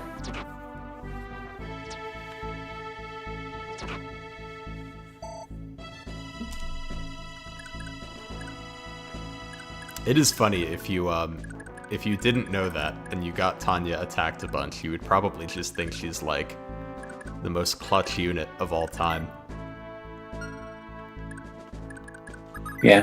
The developers like, hey, maybe then players will actually want to use her. I want to use Tanya. And then the smart guy's like, hey, well, if we just give her a bit more constitution at base. I'm like, no, that's stupid. I appreciate that you guys gave her bow rank. Yeah. Oh, another thing that helps is the sniper promotion was buffed a little bit. Mm-hmm. They, like in FE4, they learn Adept as a class skill, which they did in FE5. And also, they get +2 to their bow rank as opposed to +1. So, like, if Tanya's at C bows, she'll go straight to A instead of to B. Oh, nice. Honestly, it doesn't really change much, because all she really gains at A rank is the Master Bow. B rank is really where you want to be. Mm-hmm. Especially in vanilla FE5, because that's where all like the good bows are. For some reason, they made half the killer weapons in the game B rank instead of C rank. Mm-hmm. Kinda weird, especially for bows. Fake lances, with lances, I could at least try to understand it. I believe we've killed everything in this room, and I hope I'm right about that, because Dagdar is not the most healthy.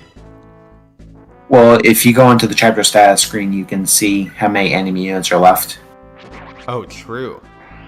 Yeah. Let's have a look. It's something that Game Boy doesn't do. Oh yeah, a lot of guys left. I think they're in the left room. With the leg ring. I was gonna say there's at least... Yeah. So hopefully Dagdar is fine. We'll see.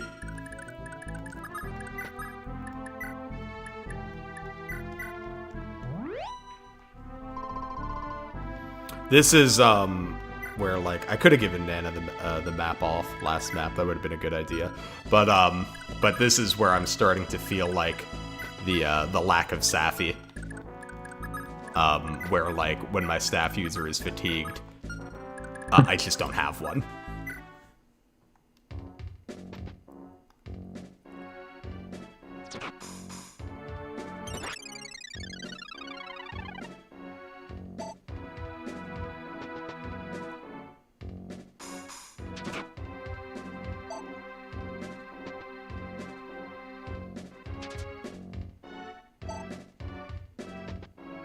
Oh, here they'll come. He's fine. So, like, see, this is something I want to examine. I want to, like, examine, like, AI, where, like, they'll approach you. Like, not from the very beginning, but also not once you're in their range. Mm-hmm. Because think that what AI you give an enemy can be very interesting in level design. Yeah, I would say so. Like obviously you can do things. You can do something obnoxious and stupid, like have everyone go for you instantly, including the boss. Yeah. Is the AI aware of Miracle Plus? Nope. Okay, so they're going to treat Tanya like she's about to die. Yep. Nice.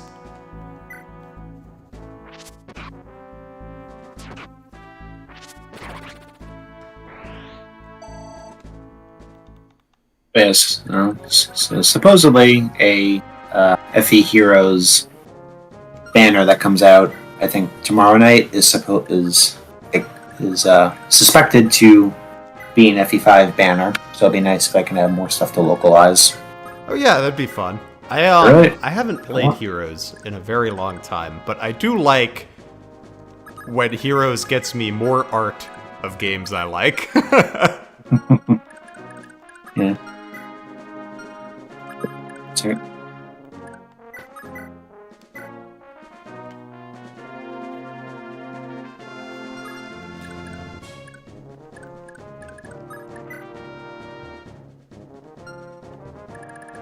Now, where do I think the 5th remaining enemy is? Over here? Or over here? Because I suspect it's one of the two.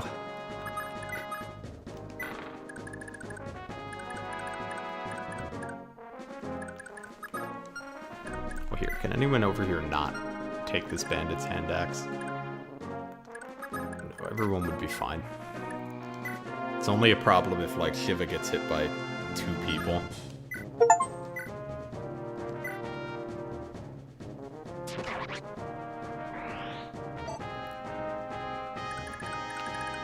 Yeah, there's not enough Thracia fan art. Advent. It's sad, because there's so many cool Thracia characters.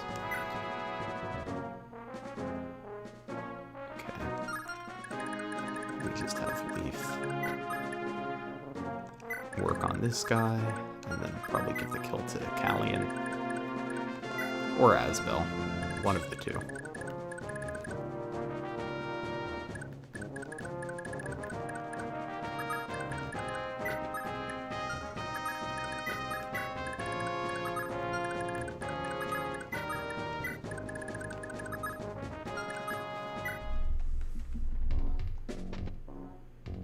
Oh. He went for Daisy. Interesting. I wonder why.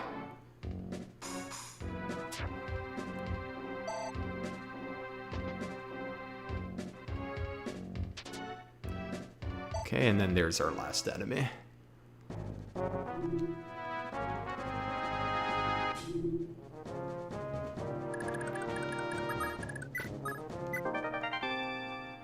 Recurve bow. That's different, right?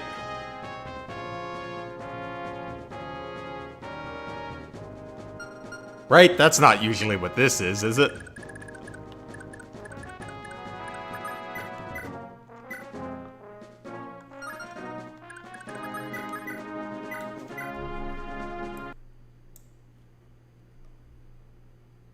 Oh, are you there, Sud? Oh, you're deafened and muted. I will wait for you to return. To ask my questions.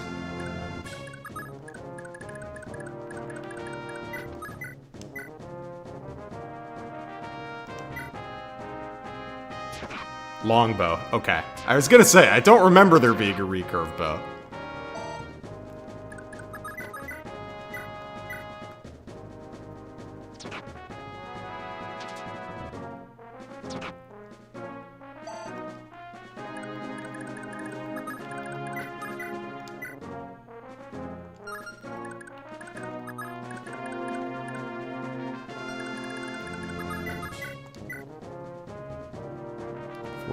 Six. Yeah, no chance of death for Shiva. Used to be a pure water. Okay.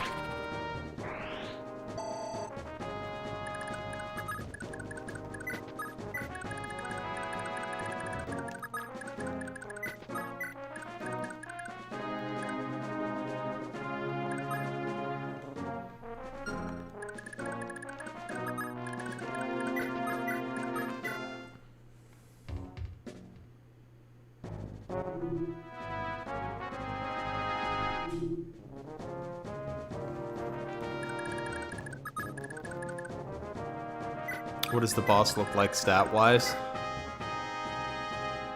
Beefy boy. As we have come to expect from Gomez. I want to steal his lockpick.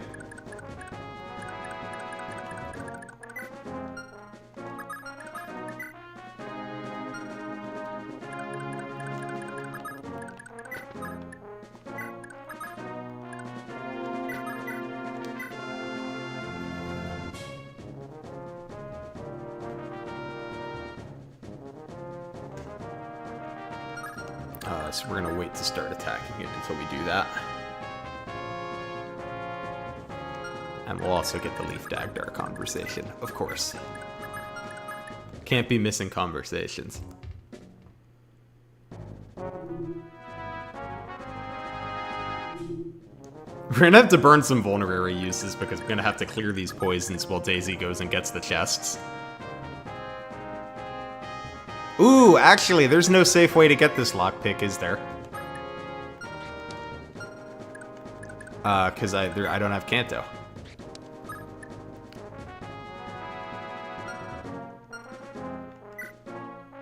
He has an AS of 16, higher with the bow, so he will double Dagdar with it. For how much? Okay, so if he's 25 with the axe, it would be 23.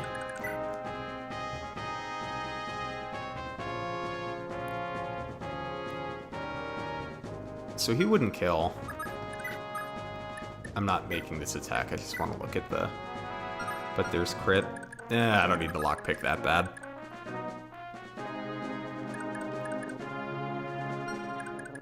Oh, actually, Tanya's currently invincible. Can Tanya rescue Daisy? I think so. I have returned. Welcome back.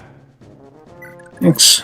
Just picked up the recurve bow, and now I'm trying to figure out the safest way to get this lockpick, which I believe is going to be rescuing Daisy with invincible Tanya. Oh yeah.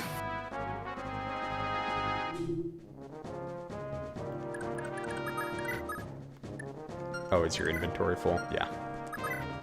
I don't think that's not it, actually. It's that the speed boost from the windsword does not factor into her steel speed. Oh, so she just can't do it. Yeah. Sad. And also, what's her speed? 15? Yeah.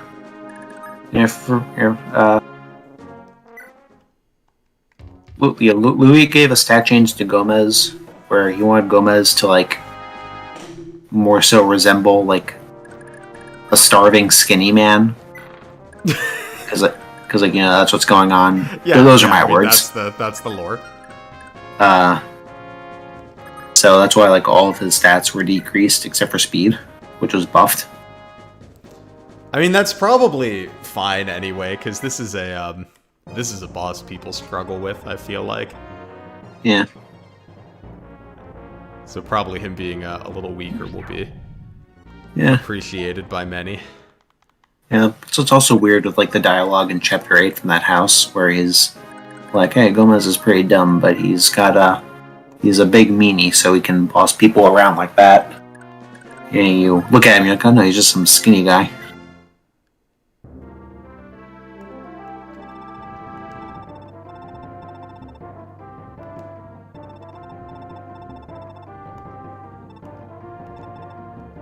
Dot.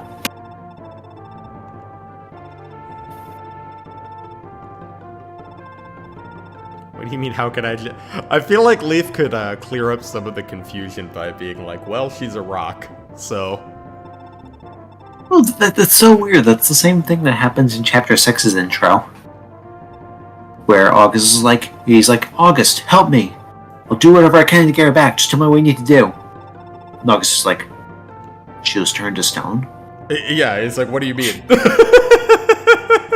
Like, I don't know if... Like... If this were, like, a modern day... This was, like, a modern game conversation, you'd hear, like, chatter in the background. So like August is hearing what everyone else is saying. He's like, just turned to stone. Because he's hearing like what like yeah, he's hearing what everyone else is saying. Yeah. Gomez, but malnourished.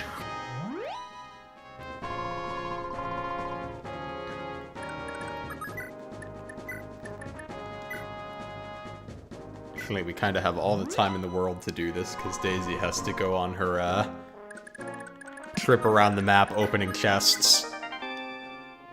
So then, are you gonna use her to kill Gomez? If Asbel isn't done doing it by the time she's done with her job. Well, that's the problem. Does Asbel have like the HP to take a hit from Gomez? No, but Gomez is on He's on a throne. his axe by default. Yeah. So you can just rescue drop him. Null scroll.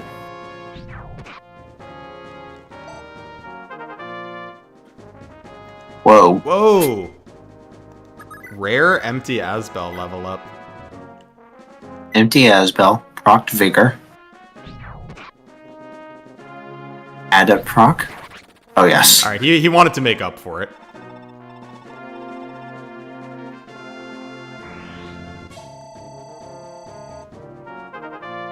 Very rare to see a unit level up twice in one action. Yeah. Yep, there's your kill axe you can afford last chapter. Excellent. For Halvin. Yeah.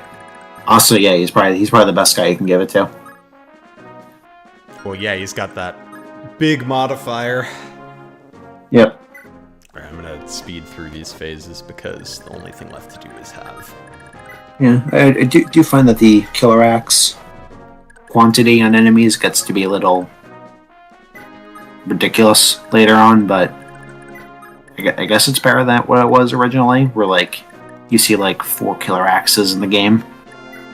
Oh, did you guys add a bunch of them? Louis did, yeah. See, Any... so it's like a pet peeve of mine. He's like making it interchangeable with the battle axe. Oh, Halvin actually can't use this yet. Just like, does Louis just really like killer axes, or? He loves axe units in general, and which probably means killer axes, yeah. Louis loves brigands and dark magic. Well, I get it. They are fun. Nice. How does Devil Axe? How does follow critical multiplier work with Braves? 3 hits 3 and 4 get it. Yep. Wrath manual. Perhaps Because for Nana? Maybe? I'll have to think about how I want to use that. Yeah, it's good for Nana. Karen, I think Karen's also good for it. Did you get the leg ring chest? No, what is that on the left? Yeah. Yep. Almost. Thank you for reminding me. I would have been sad if I forgot that.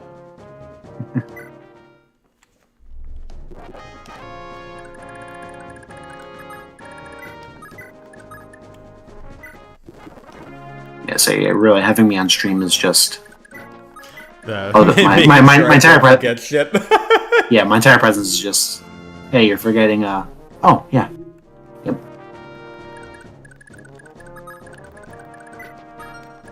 I mean, sometimes you need that in Thracia. There's a lot you can forget in Thracia. Yeah, especially when you can't even see it at all. Yeah.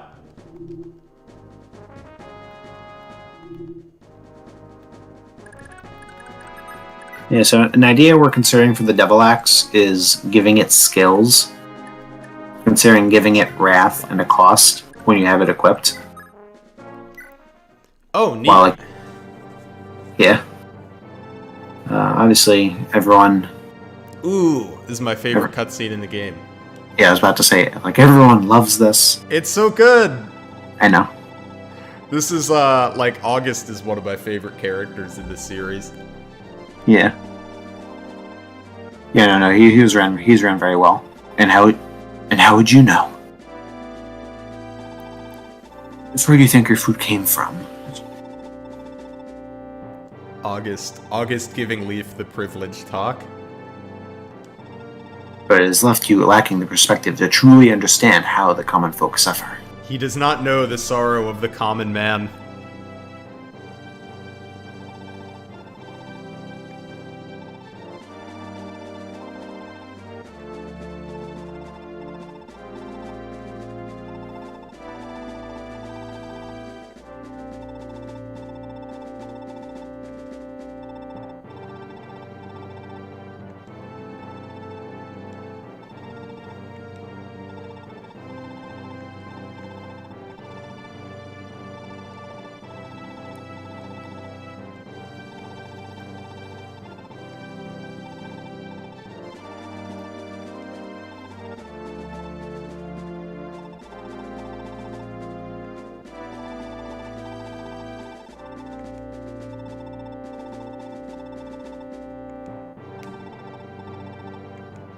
No, this is add dialogue. Mm-hmm. Do these guys ever talk in Vanilla Thracia? Nope.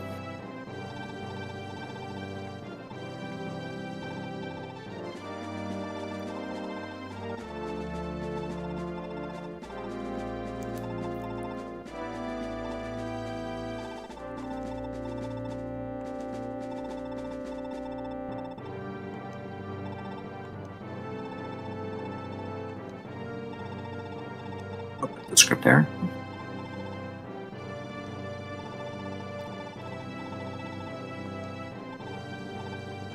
That was a good conversation to add. I liked that. Yeah, not just like closure on this very small Dagdar arc.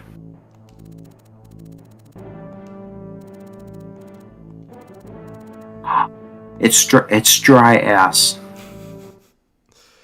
Oh, Dryas.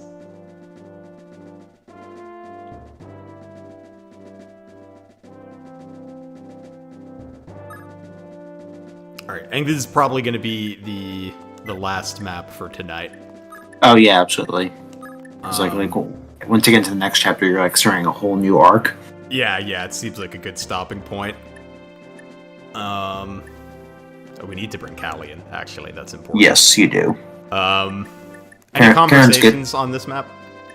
Leaf and Marty. Okay, we'll bring Marty. We're gonna bring Finn instead of bring Fergus. It's an outdoor map. Like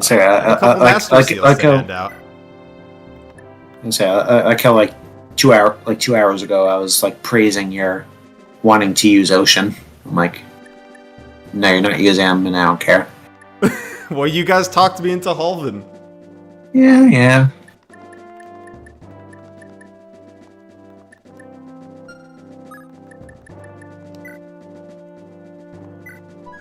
So, have you looked at the recurve bow stats? I didn't look at the stats. I did look at that it's 2-3 range.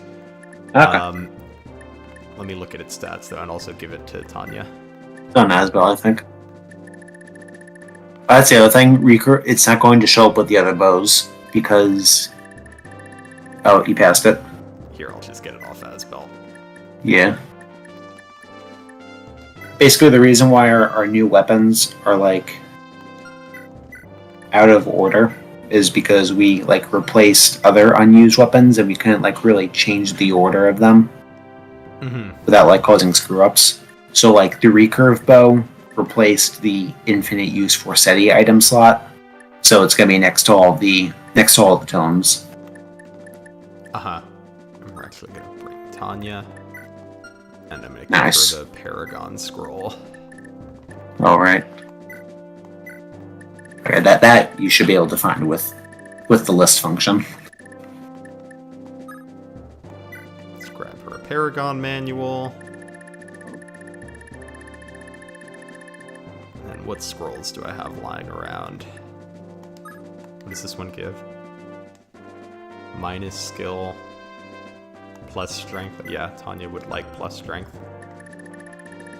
Let's see, what else do I have? Well, here, if Hicks isn't coming, we might as well give her this one too.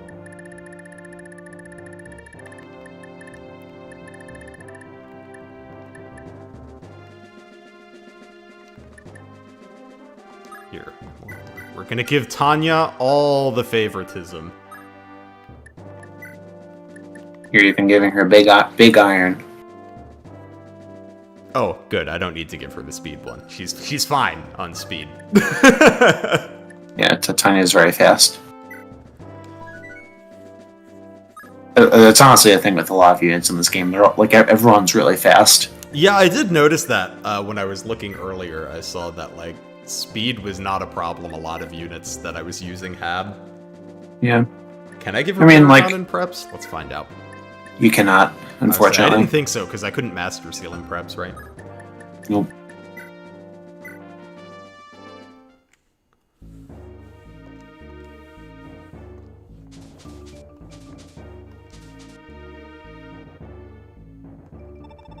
That's a new Trevant portrait. This one I recognized right away as being different. He looks good. Yeah, and this was also done by George Reds.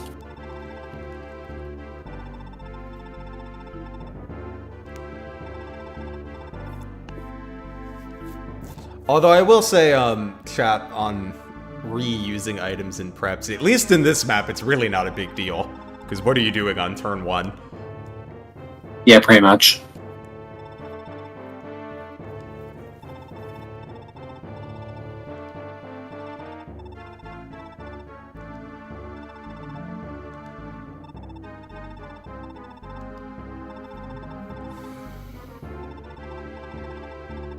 I don't know why an independent Thracia would need whatever comes from the south.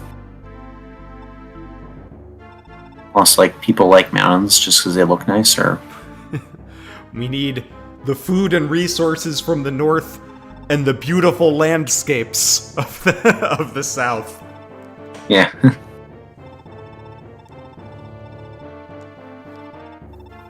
Wipe out every last one of them.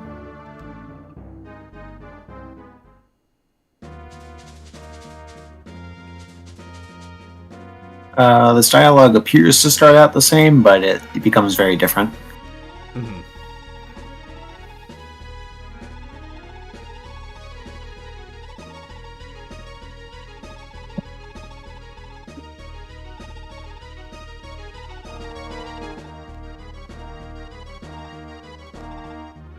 Robert has nice hair.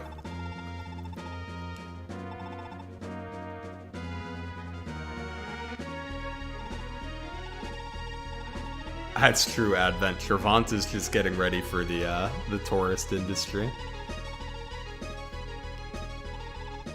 These guys all have nice hair. Good for them.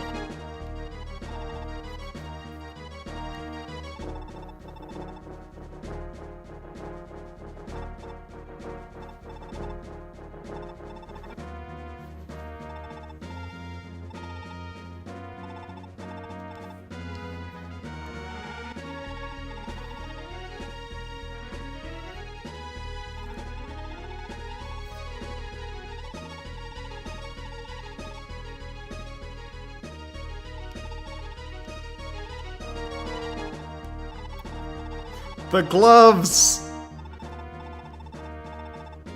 The gloves. Very good.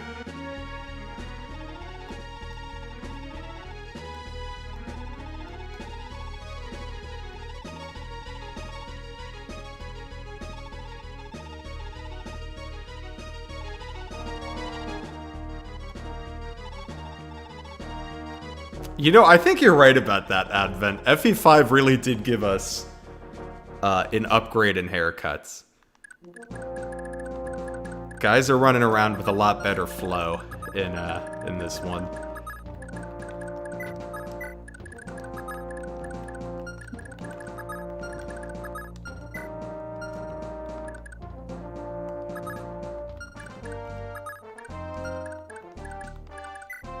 Oh, here, I'm gonna get Finn 1 kill before I promote him. Right. Because Finn is at 91 XP. So we'll get him a kill, then we'll promote him.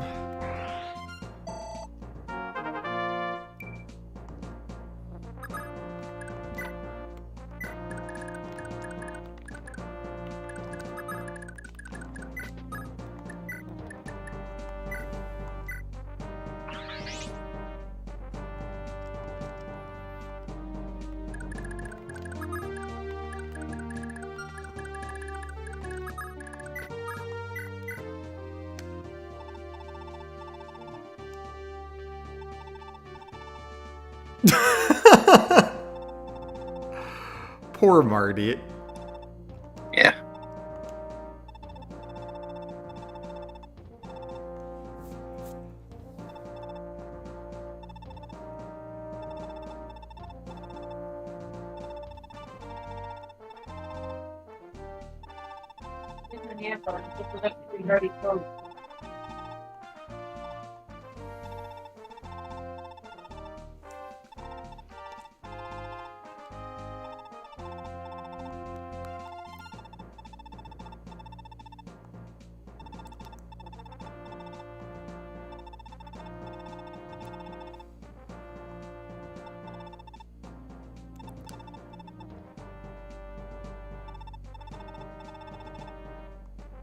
You go, Marty.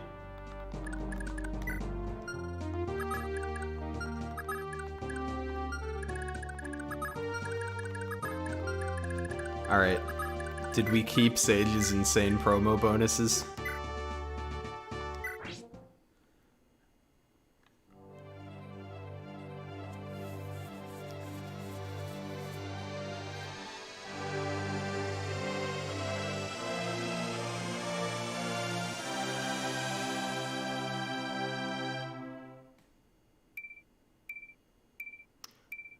We sure did.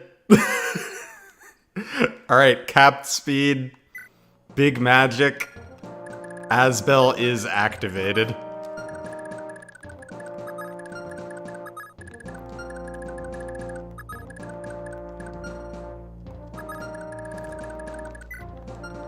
Let's see, 15, 11.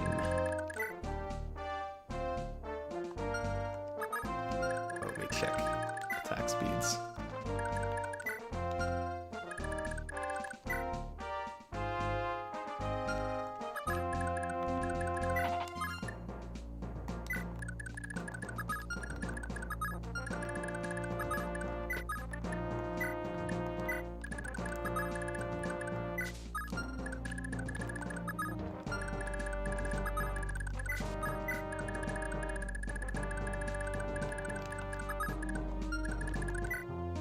Oh, Selfina's promoted. Nice.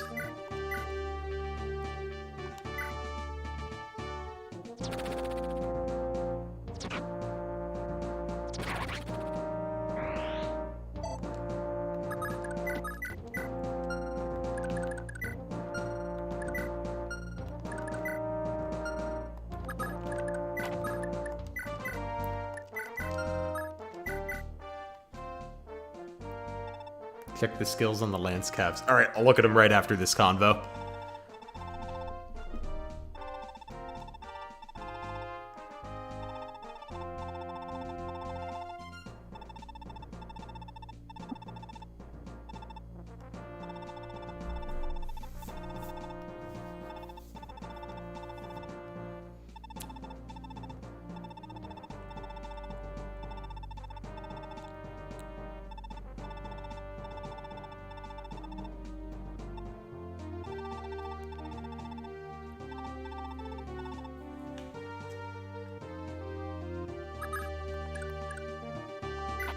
Okay. Oh, you're the bow cav. Alright, so Alba has Vantage. And Kane has Wrath.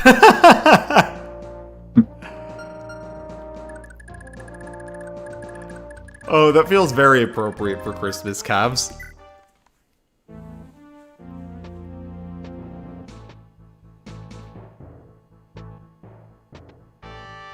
Yeah, so those brigands have some weird AI currently that we want to fix, for like they're just not attacking for some reason. Uh-huh. So, yeah. I like that you guys made Selfina pre-promote, because it... I don't know, I feel like narratively it kind of feels like she could be.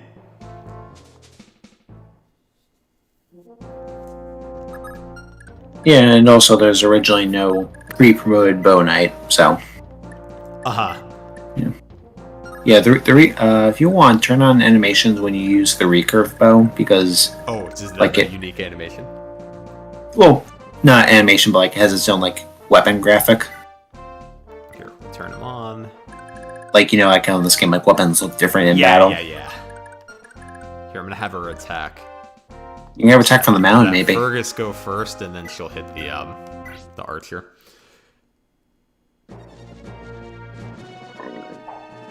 Fergus.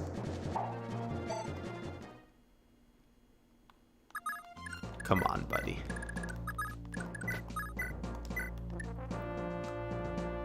Well, maybe he was just setting it up for Tanya, if she can hit. Ooh. Nice and blue. Paragon is a hell of a drug.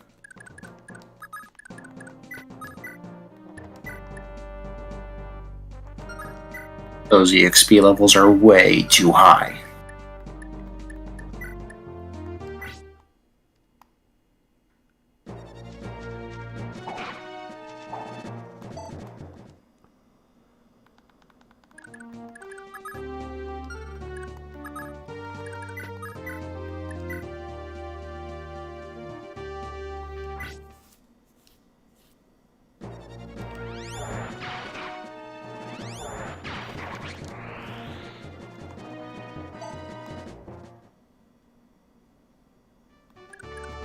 AS, yeah. Asbel got to capped speed on promotion.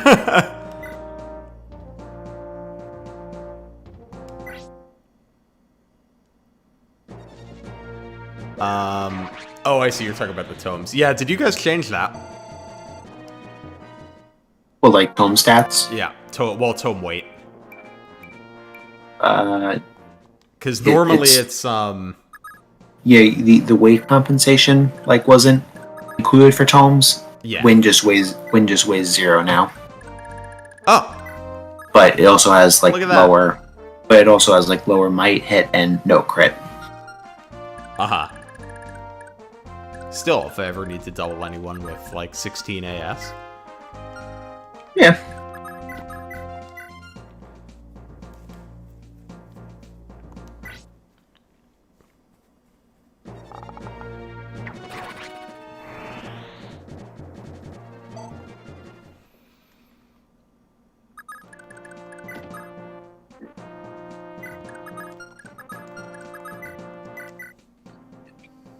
Yeah, I might rewrite this conversation because like it somehow feels a little forced, but yeah.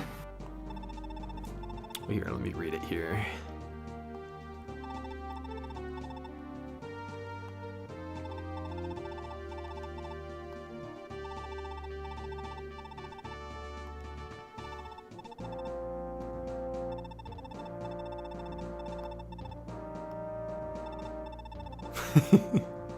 Why he hates Robert so much.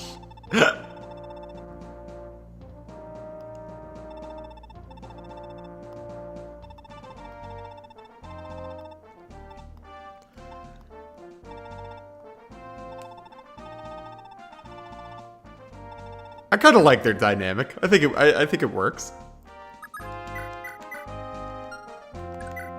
Yeah. Makes me like Alba. Alba seems like a nice boy. Alright, cool. I think there's like, because like there's another conversation Alba has later on where he's like super cheerful, like just lots of positive energy. Mm-hmm. So I almost wonder if like how he's depicted here might seem like too different from that. And he seemed pretty positive here, I think. And he certainly was very excited for like, you know, what is all things considered a pretty minor concession from Yeah.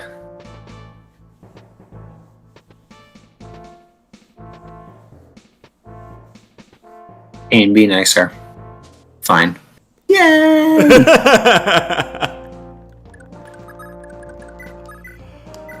Alright. Yeah, difference with the Draco Riders is they no longer have killer lances aside from Murloc. Oh, that's nice. Because I remember the,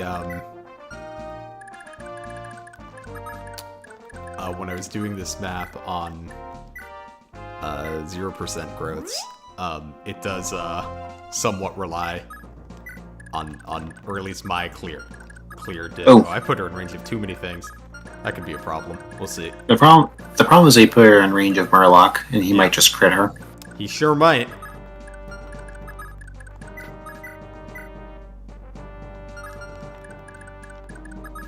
Well, nothing to do about it now.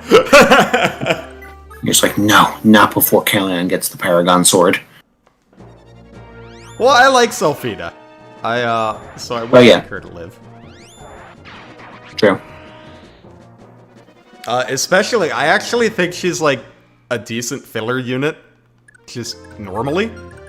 Yeah, even more so now. Yeah, so like as a pre-promote, I'm like, sure, even better filler unit, even. Oh yeah, and I think she should have it. The Authority Star she has it only for this map, and it represents Dryas. Oh, neat. That makes sense. So she'll lose it after this chapter, and it'll go to Leaf.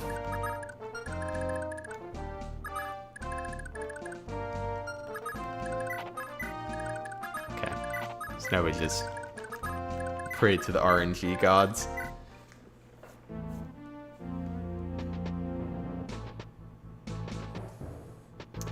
Don't worry, Termina. If Sylphina dies, we're resetting. The only reason I didn't reset for Matcha is because we were like an hour into that map and it was like the 4th attempt.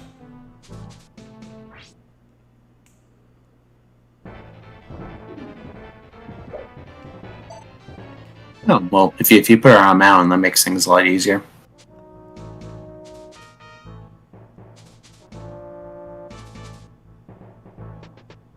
Is that an AI change, or do the dragons just normally go over there? It's they do that normally. Huh.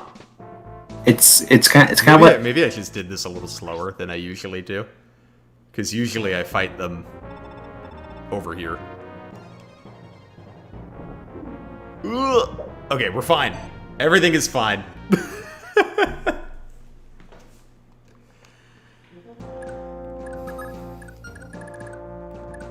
So if you can shoot him with Sylphina and also get him with Robert, I think you're good. Yeah, although the hit rates are a little shaky. Yeah. Well, actually. Oh, we're good.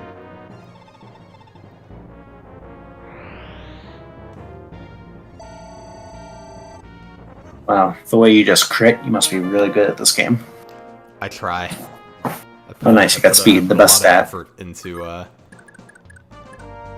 you know, I make a regular sacrifice to the gods of RNG. Yes, you're. Right, I was gonna say probability something.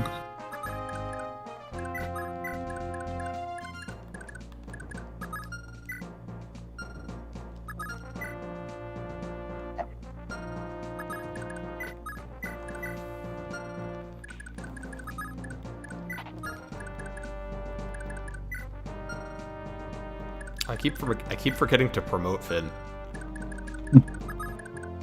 That is why he's holding that. I just have to have him use it.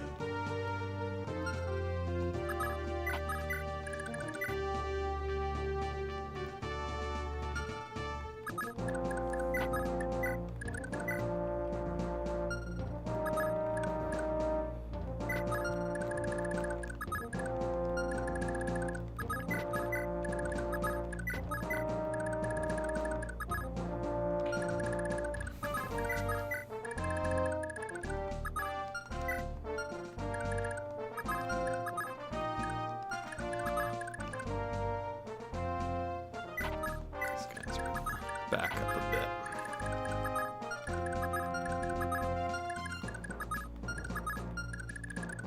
Yep, and instead of them each receiving support from Sylphina, Kay and Alba now have a mutual support. That's good. They might need it because one of them might see a lot of combat right now. Yeah.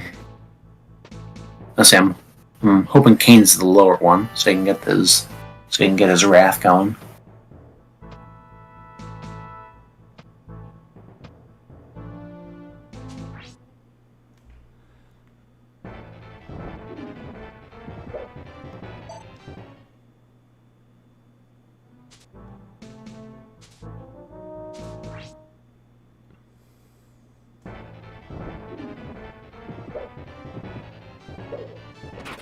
Nice. Oh. Way to go, Kane.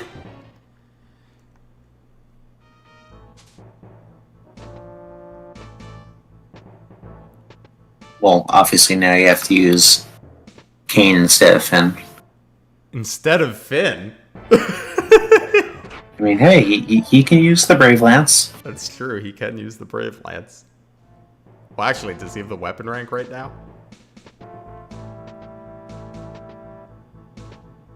Oh, these guys move now. Because these guys are usually stationary, right? Yes, I actually think that was a change I did, where they start moving once the boss is killed. Okay, and be careful. that makes sense. And be careful because the bishop has a meteor tome. Yes, he does. I know, because I usually steal that.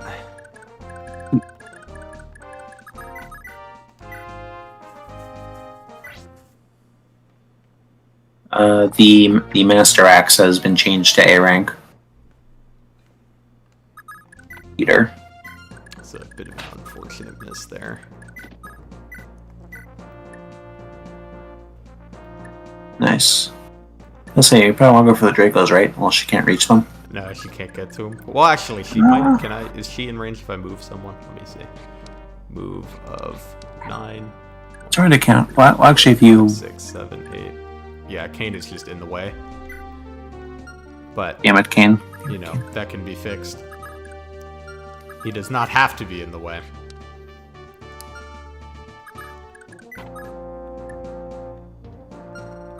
You could probably have him attack someone. Oh, never mind. Oh. It's not because he's in the way. Oh, because she's mounted, so it's I'm counting wrong. Is why. Very good at having good RNG. Very bad at basic math.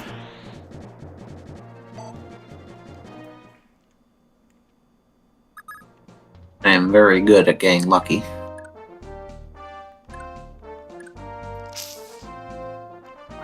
I like her on the forest. I feel like the Cavs are gonna see maybe too much combat though. Well, if you move her one tile, if you move her, then she can. Actually, no, I don't know. Hard to say, actually. Yeah, because I like the evasion she's getting from this, but also, I think I leave her on the fort and like put Alba. All the way to the left, but still in support range of Kane, maybe. Or so you're saying like actually, goes here, then Alba goes like here. Wait, no, I think leave Selfina where she is on the forest, and then move Alba, not 3, instead 2 spaces left of Kane. Yeah, he should only see combat from the dragons then. Yeah, he doesn't like them too much. They're probably gonna go for Robert anyway because Robert can't counter. There's nowhere he can go where they can't attack him. Oh, maybe he uses Vulnerary. Selfina has his Vulnerary. Oh, but he could Canto. Yep. Yeah. If you think it's important to heal 5 HP, and if for some reason that would be more, I don't know. No, I guess it's not gonna matter because he's either gonna get hit by the 2 dragons or he's not. Yeah. Because they kill him from full health just as well as they do, from the health he's at. I probably want Finn to... actually, yeah, you can just promote him, and the next turn he'll be able to gallop over the mountains. Yep.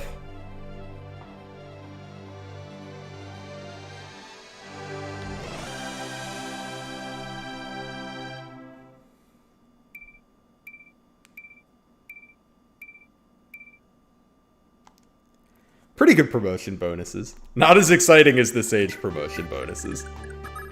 But pretty good promotion bonuses.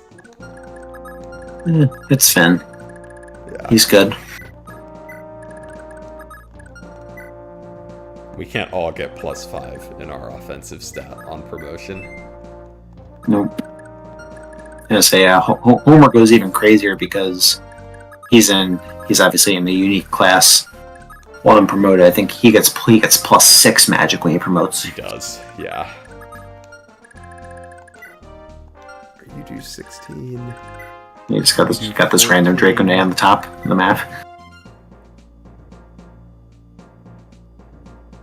16, 14, so it'd be 10 plus 12. So Asbel would be okay. Let me just make sure. I mean, the dragons could come hit him, though.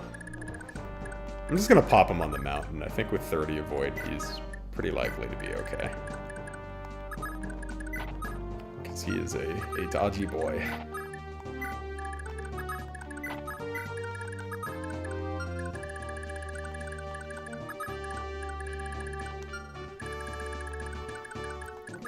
These guys, because soon where they are standing is going to be dangerous territory.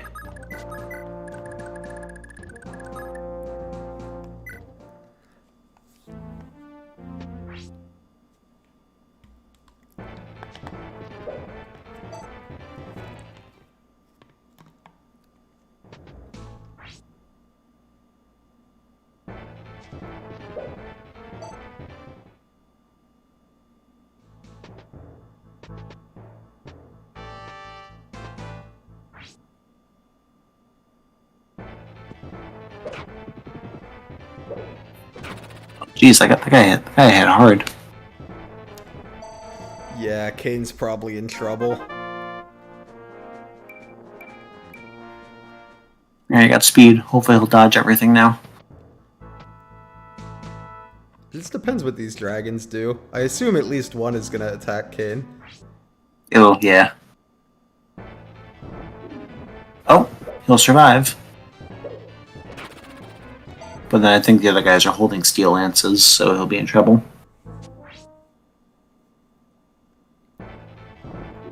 Oh no. One more.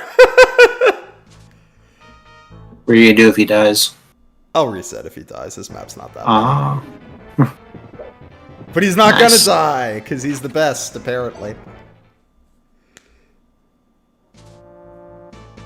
These guys are annoying because they're cantoing right out of your right out of I true was range. like, we're gonna be in like a similar position next turn because I can't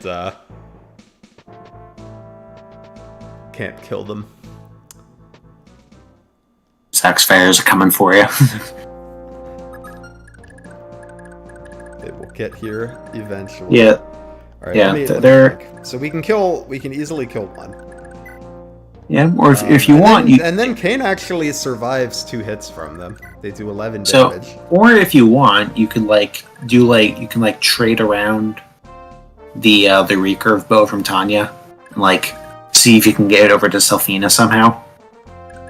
So that she or Robert can use it to get that guy from 3 range. Let me see. Could we could get it to Karen, who could get... Well, Karen can't really come over here, though. Yeah, I know, that's the thing.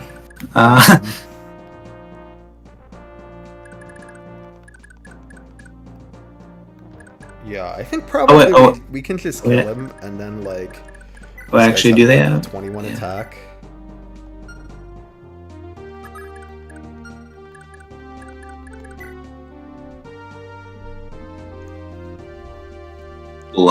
Glove World. So Kane just needs to dodge 1.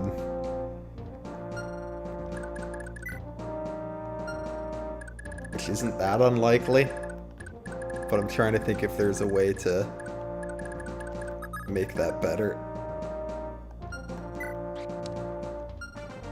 1, 2, 3, 4, 5, 6, 7. Or actually, can she come over here? Because she'd be able to canto to here.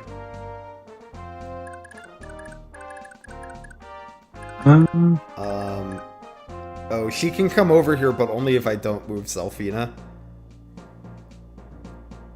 Because somebody has to Yeah. be here to stop the archers from coming to this space.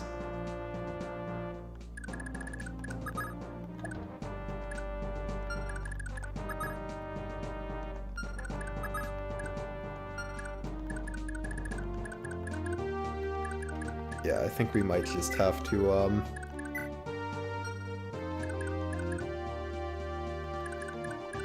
hope Kane dodges one of two.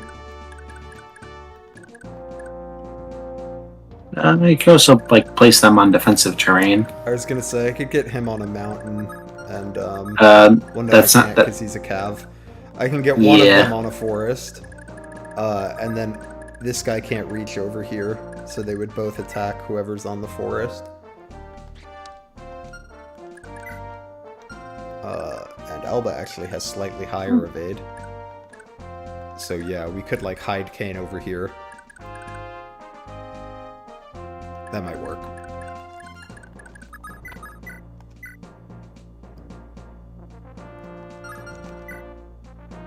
And then Robert gets to use the Gate Avoid.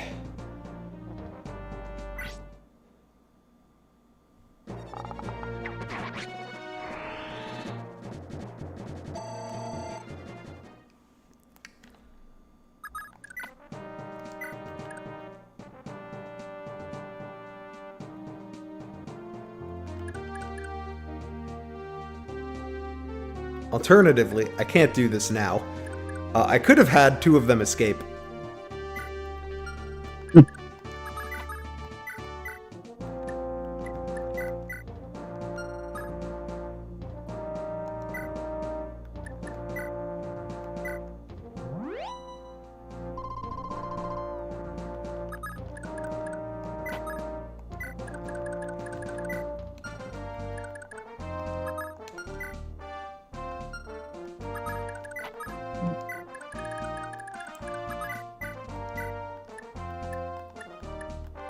No, they're now out of support range. Yeah.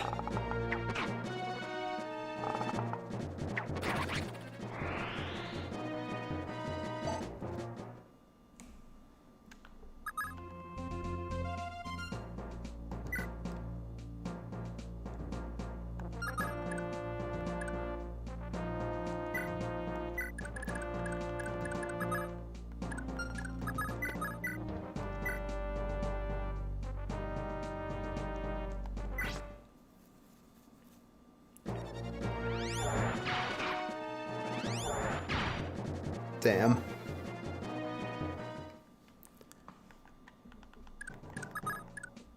Oh, that's not too big a deal.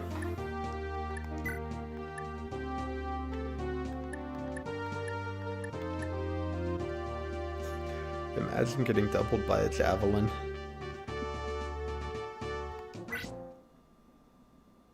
Shouldn't be a player unit. But good job, Finn.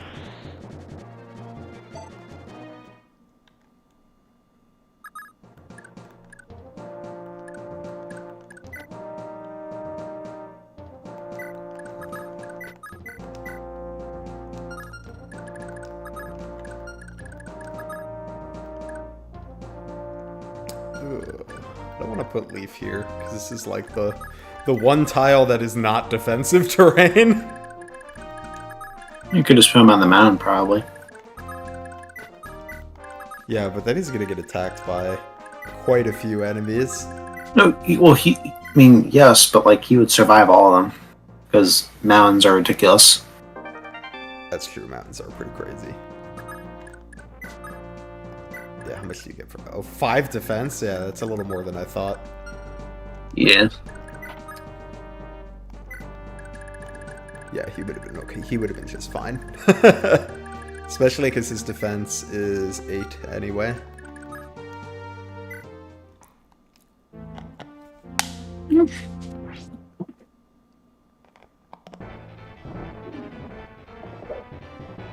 Yes, Robert.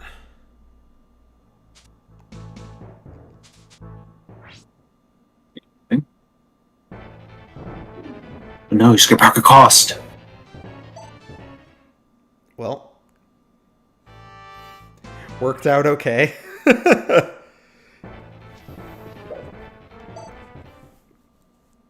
don't know. I like him. I like Game Boy Paladin crit animations. I like seeing them just gallop in place for 5 seconds. I think it's funny that I feel like older crit animations were just like, weapon do more damage when you spin it. Yeah. Which I think is funny. I mean, not that I dislike it. It does look cool. Well, no. I mean, I like crit animations in Yggdrasil because they're cool. Because I like how like just like they're just like blunt movements. Uh-huh. Like, you know, it's not just like, hey, look at me, I'm playing with my weapon, and they use you triple damage. It's like going in for just like a really more ruthless motion, I feel like. Mm-hmm.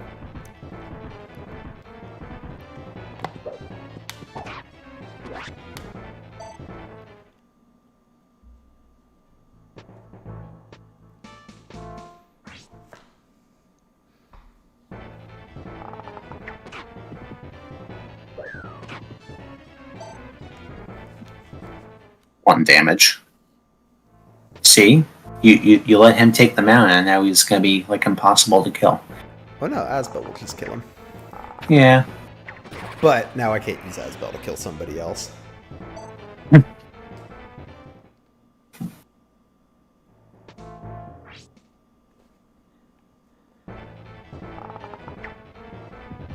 He's also on the mound. That's weird. He has 14 attack and. Yeah, I feel like FE5A is a little weird because I feel like normally like they know not to attack guys that they do 0 damage to. Uh-huh. Then these. Oh yeah, there's another thing. For a second I thought I was in meteor range and I was like, what? Oh yeah, there's another thing we did. Physic animations. Oh, he missed. That's nice. Physic animations were normally forced off. Now they're not. So you can hear the just legendary enemy healing theme more often. Excellent. Oh, I don't love that hit rate. We're gonna have Robert do it because Robert doesn't get counterattacked. Yeah, Robert's good. He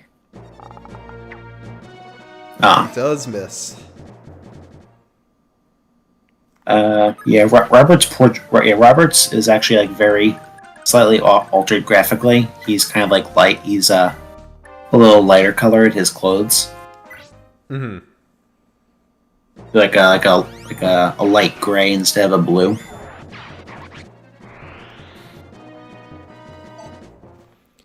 Let's see. Alright, I mean the dragon's gotta go. Oh yeah. Fights in SNES Fire Emblem were great because like there's follow up to the whole thing. Yeah, I really like SNES animations. Yeah. Well, really, I'm very partial to the like 2D era of animations. Yeah. I felt like when we moved to 3D, I really didn't like any of the animations up until like I think Engage is the first one where I like thought the animations were quite good. I thought Echoes were good too. Echoes were definitely a big improvement. Yeah. Everything before Echoes for sure. I was like, ugh. Echoes looked okay to me.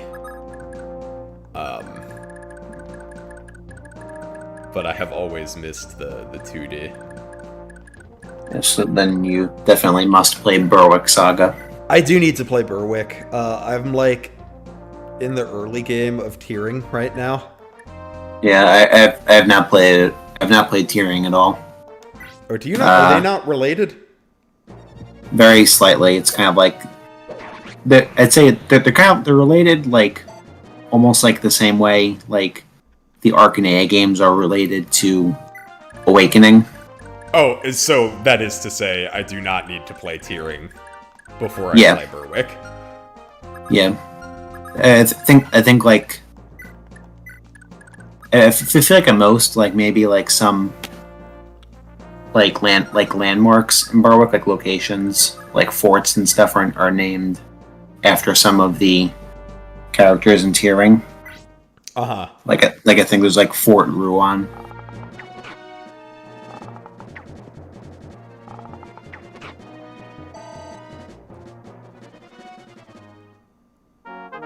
Yep. Oh, okay. So it's like it's a different continent and like 10,000 years later. Neat. Well, yeah. Well, I think that technically like the same land, but like so much has changed except that there's still war. And if Karen crits, she can kill the archer.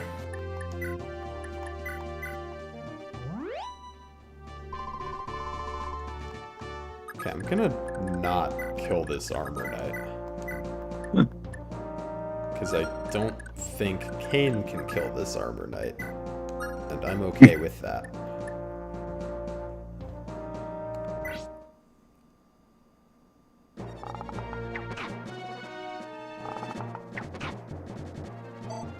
Yeah, I mean, damn, no crit. Also, I'm wondering if like Fire Emblem didn't try to age into 3D animations.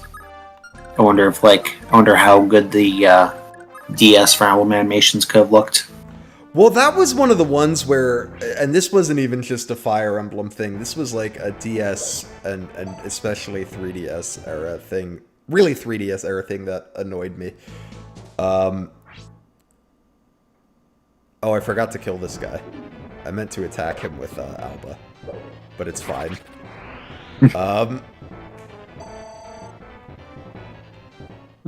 Yeah, no, I'm in not. The 3DS era, a bunch of RPGs moved to like, in my opinion, really ugly 3D.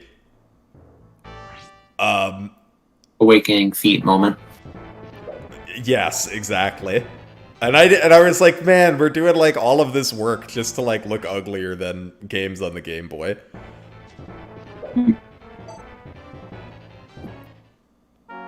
Second Selfina level up. And a pretty good one. Yes. Alright, yeah, back to Baroque. Yeah, I definitely I'm not familiar enough with the lore too. But you would say no need to necessarily play tiering first? Yeah, I technically don't know. I can only tell you what others have said, which is it's not necessary. Well, I mean, you played it and I assume weren't confused, right? I didn't. What was the question? I had not played tiering. You played Berwick and were not confused, right? Yeah. Yeah. So it's the same way like you can play FE6 and then not be confused about FE7. Oh my god, Kane is a god. I know he is, but he's killing everything and keeps killing things. He's killing everything and not dying, which is he's doing just enough to not die every turn. I know. I might have to start using him because his performance this map has been immaculate. I'll say it's a good thing he finally found his backup gloves. Yeah, I feel like he's earned a deployment slot this chapter.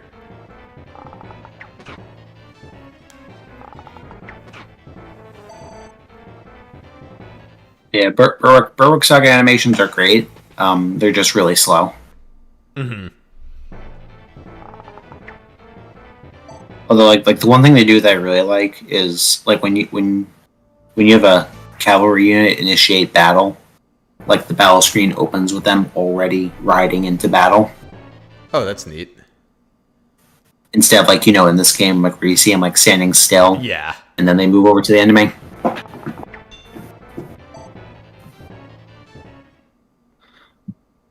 They don't even play the same. Yes, I hear that is very much correct.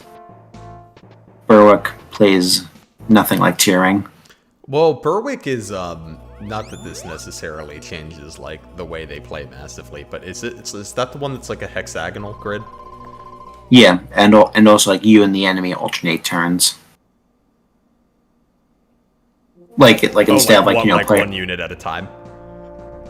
Yeah, like instead of like a player phase, you move your entire army, and then enemy phase they move their entire army. It's like you usually you see like a little turn order thing in the top of the screen that shows like a blue foot, then like 2 red feet, and like another blue foot. So that means like once you move one of your guys, the enemy will have 2 of theirs act. Oh, interesting. But it can be any of your guys. Yep. Yeah, it's not like triangle strategy, where like where the one with the fastest speed goes first. That's interesting. Yeah.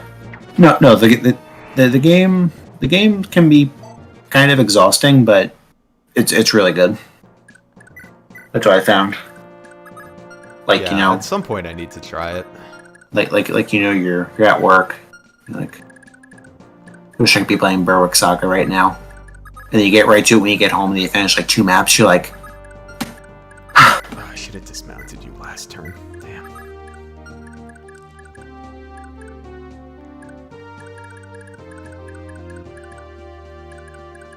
This soldier kind of complicates things a little bit.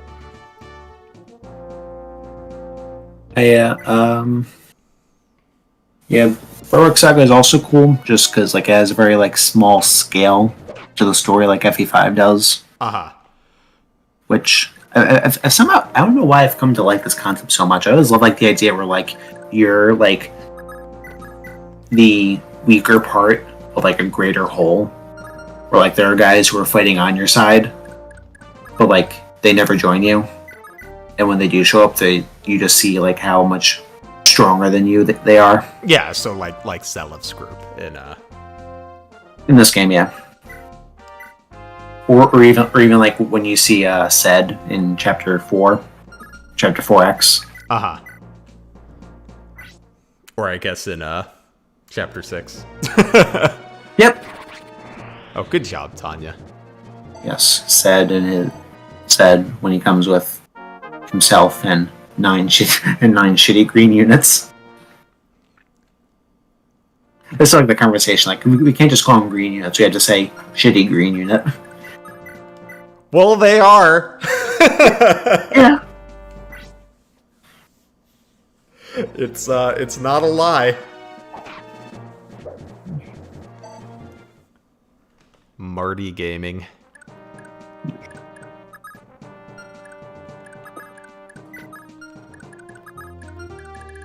We're gonna have Kane attack this guy, aren't we?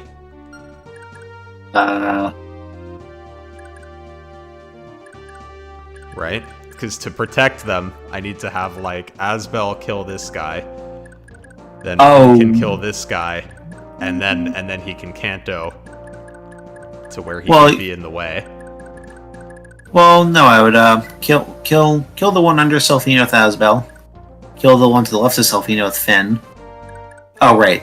Well, no, then you can Canto in front of Kane, and then maybe you can hope that Alba will proc Vantage against him. That could also be a thing. I forgot he has Vantage. Yeah, although either way, someone's gonna have to hit this guy. Like him attacking with Vantage is the same situation, right? Where I just need one of them to hit him. Like, let me look at what the accuracy is, because they're both hitting on about 70. So either way, somebody needs to hit a 70. Can Leaf kill the guy who's under Selfino? Doubt it. Nah.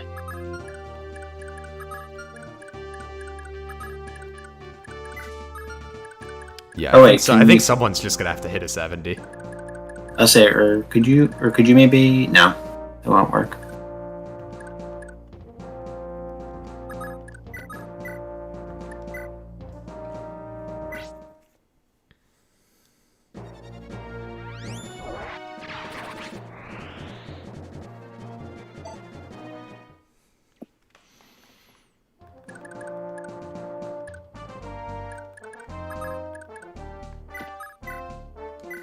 Shitty green units implies the existence of non-shitty green units. There's like a couple, right, in the series? Oh yeah.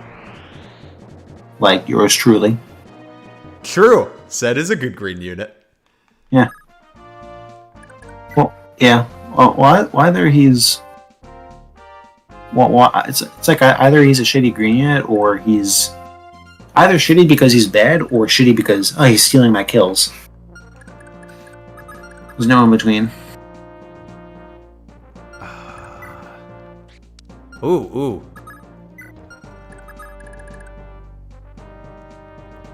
Well, we have archers there.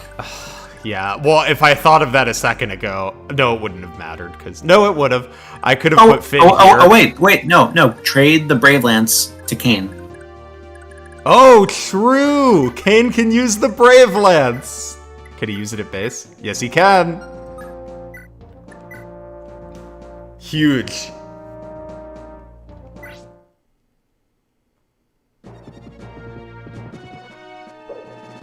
Yes. Oh my god. Alright. Fuck Finn. Kane is joining the army. We're still using Finn, not fuck Finn, but... Come on, why not? Let's see, why is there always... Why can there... Does there have to be only one... Two cabs.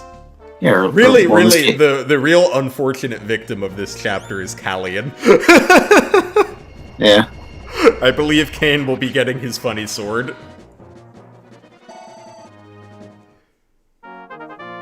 Oh yeah, definitely. Oh, that's pretty good level up.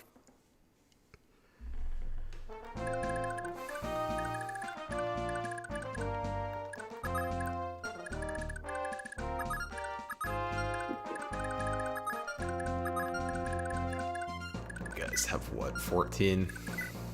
12?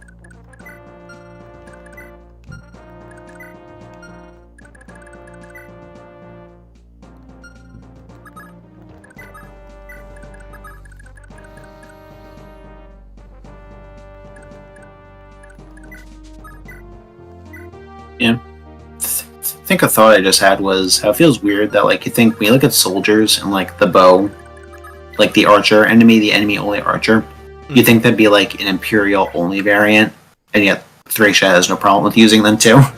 Yeah. Good job, Robert. Well, you can see Robert's color scheme is... Yeah, Robert's color scheme is ever so lighter. Oh, nice. Pretty decent level up for him. Not that it matters. I do believe Robert's going to be hitting the bench, but... Yeah. Did you see what Evan said before about his bow experience? Oh, that it's doubled? Yeah. Yeah, so like, were you, like, told about, like, my whole system on that? No. Or did I talk about it ever? No, I didn't know there was a whole system. Well, it's kind of my system. Weapon experience gain in this game is actually by the unit. So, like, technically working the same as stat growths, where, like, everyone has a 100% weapon experience growth. So it means every attack they do, they get +1. Uh-huh. You can go up to 200, so they get 2 weapon experience per attack.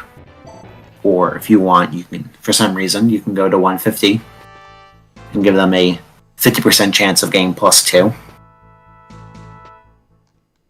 Basically what I did is just for fun, I gave one unit, for each weapon type, there is one unit in the recruitable cast who gets double weapon experience in it. Except for staves, because those work differently. Mm-hmm. Staff weapon experience is... staff weapon XP would be kind of crazy. Yeah, and it's also by the staff. Where like E rank is 1, D rank is 2, C 3, B 4, A 5, even though it doesn't matter, and then preferred staves give 10.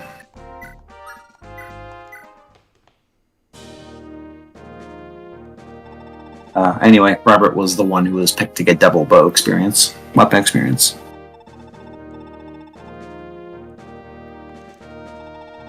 Selfina in the flesh.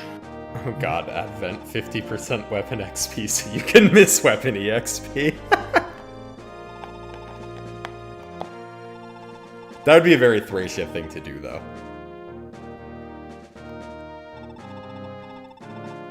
Therefore, out of the scope of this hack.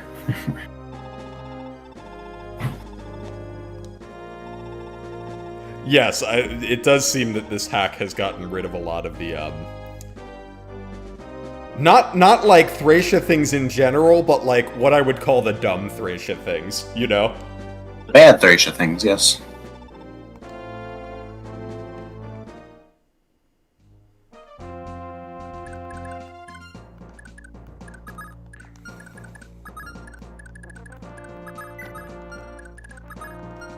No, I would never do that to my Jagan.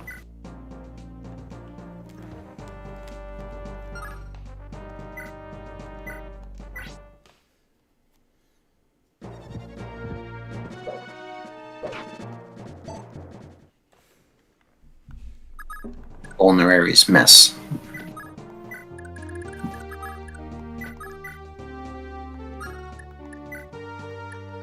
Okay, they're the same hit.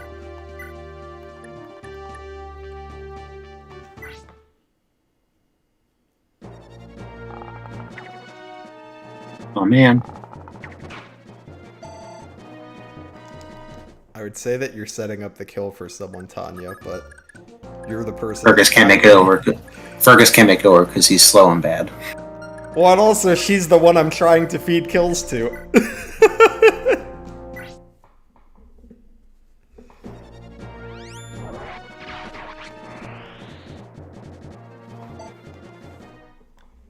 But yeah, so for the 2 or 3 range bow, I went with the name recurve bow because, as you know, the name longbows are already used by something else.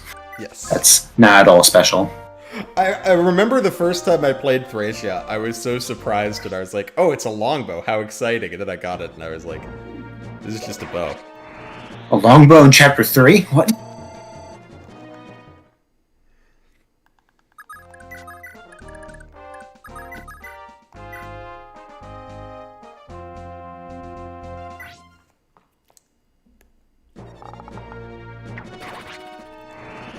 So anyway, I stole the name recurve bow from Project Ember. Have you played Project Ember? I'm actually playing it right now. I'm in cool. chapter 4. I believe I'm on chapter 4. Nice. I'm having a good time so far. Although that one's a very different experience for me than this one, because because of how different it is. Well, and I was just gonna say, in this, I was excited for it because I was like, oh, I love Thracia so much. I'm excited to get more Thracia. Whereas for 6, I was like, well, I don't love 6. I don't dislike it, but I don't love FE6. So that one I was like, well, let me see if this can increase my enjoyment of FE6. Yeah, no, that's what I talked about. So I was talking about yesterday, where it's like Project Ember, FE6 for people who don't like FE6. Forseti's cut, FE5 for people who like FE5. I mean, I would say so far that seems accurate. I've been enjoying Ember, so I'm not that far into Ember, so it's probably too early to really have an opinion. But I'm enjoying it so far. Yes, I like how the axe fires, like generic axe fires, they have their legs are blue, so it looks like they're wearing a pair of jeans. Yes, in battle. Let's say you better escape before that meteor guy catches up to you. I sure better. But also don't forget about the. I know, I gotta have the conversation. Not that. There's also the. If you want the stamina drink house is still all the way on the bottom of the map. Yeah. I don't know if I'm getting that. Yeah. So, I think I talked about this before. The reason why.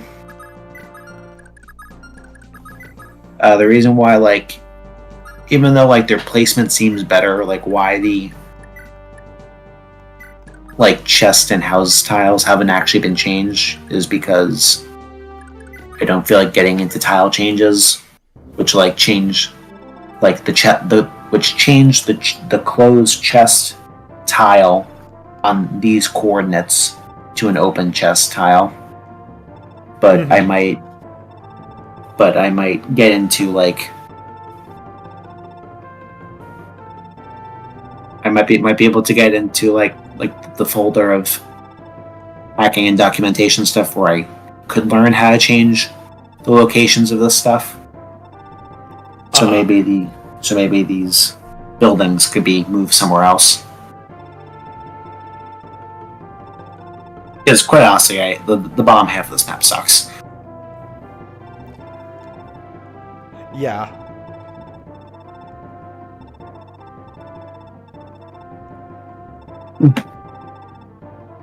I mean, that is why I always go this way. Oh yeah, absolutely. No, nobody wants to go. I have seen like playthroughs of FE5 where like someone like tries sending Marty down south and like they're constantly sticking him on mountain tiles. I have a friend that likes taking the southern path on this map. Yeah. So I mean, like, do you but do you know about the thing where you can like redirect? You can like the giant group of enemies at the start of the map, like the soldiers, archers, and armors. Do you know how you can like redirect them to like not go straight up? No. What if you send a unit down? Do they?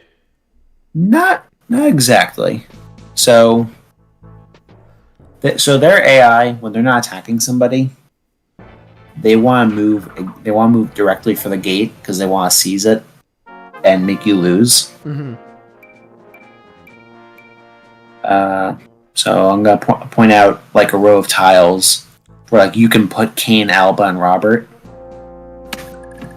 Go like 2 tiles below Callian, and then the 2 tiles to the left of that.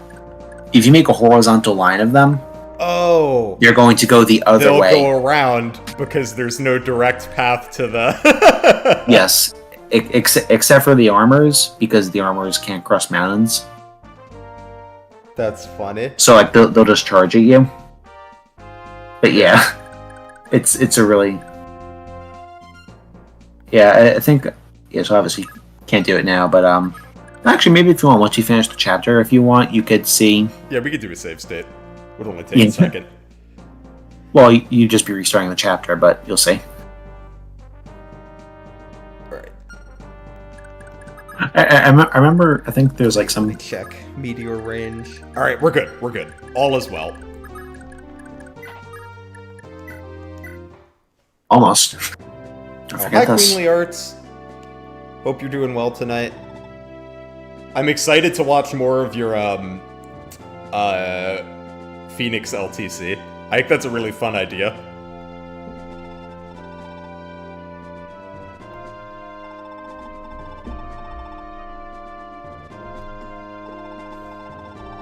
I like that they talk about Glade in this conversation. Yeah, Glade's cool. Oh yeah. Glade also got something of a revamped portrait. Ooh, I'm excited to see it. I love Glade. Yeah, it'd be cool.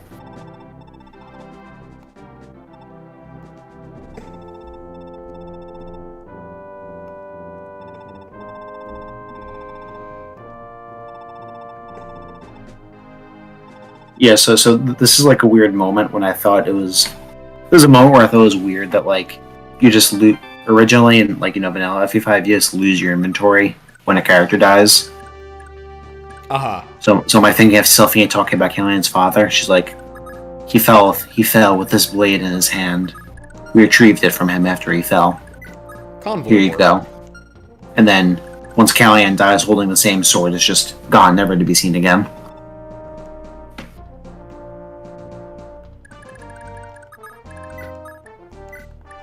Alright, let's get everyone out of here. Astonishingly safe and sound.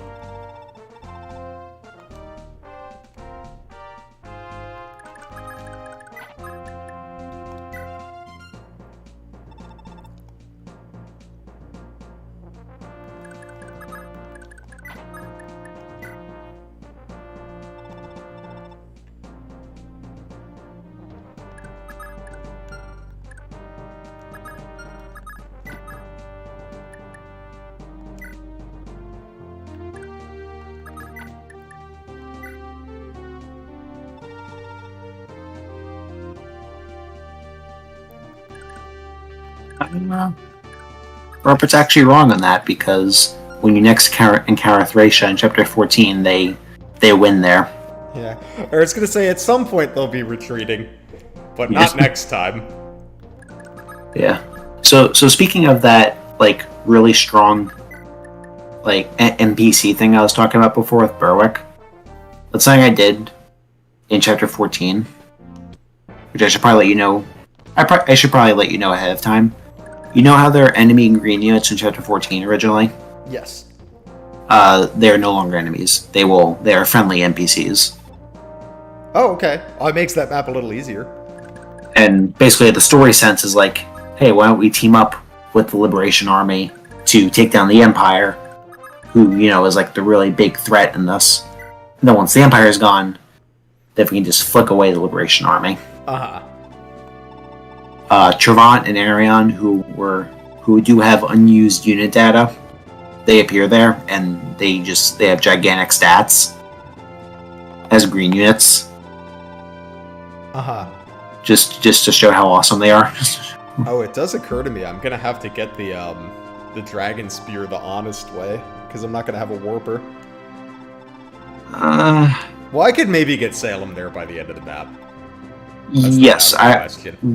when I played it, I was able to do it that way because I didn't have to worry about the enemy green units. Mm-hmm. Because they also act as, even though they're like not even trying, they act as bait to the Iron Ballistician.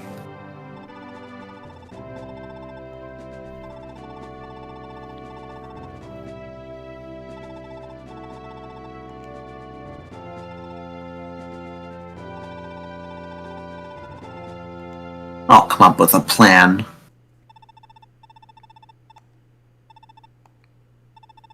But yeah, this right here is why I want to change this to an arrive map, not an escape.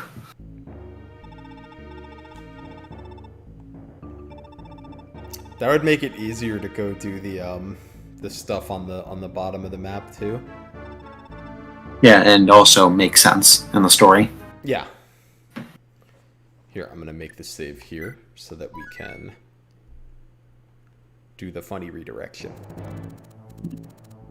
And something cool that happens now is now that you've joined forces with Darius, call him Darius, your faction is now Liberation Army.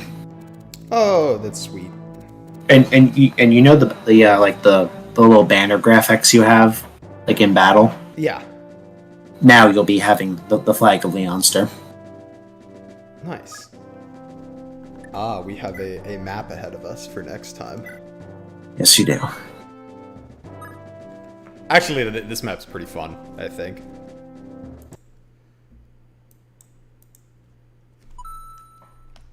Okay, let's quickly... Yeah, you can just jump right in. Yep. Alright, so you were saying so, if I line them up... So, yeah. Put Selfina in the bush, the forest. Right there. And put another guy left of her. Are we just making a line here? Yep. Then hit end turn.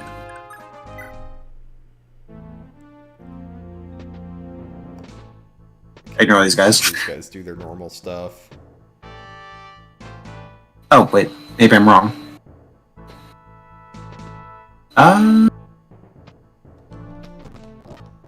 Alright. We can still fix this. Are they? I don't know. I don't know what they're trying to do. Oh, Robert's in the way. Oh, thanks, Peter. Robert. Yeah. Yeah. Sorry, my bad. No, that's fine. That makes sense. I just wasn't really thinking about it. Now let's try end turn again. You should be good. Yeah.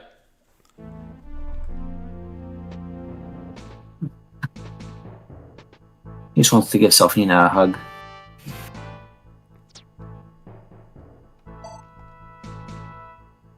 Yep, there they go.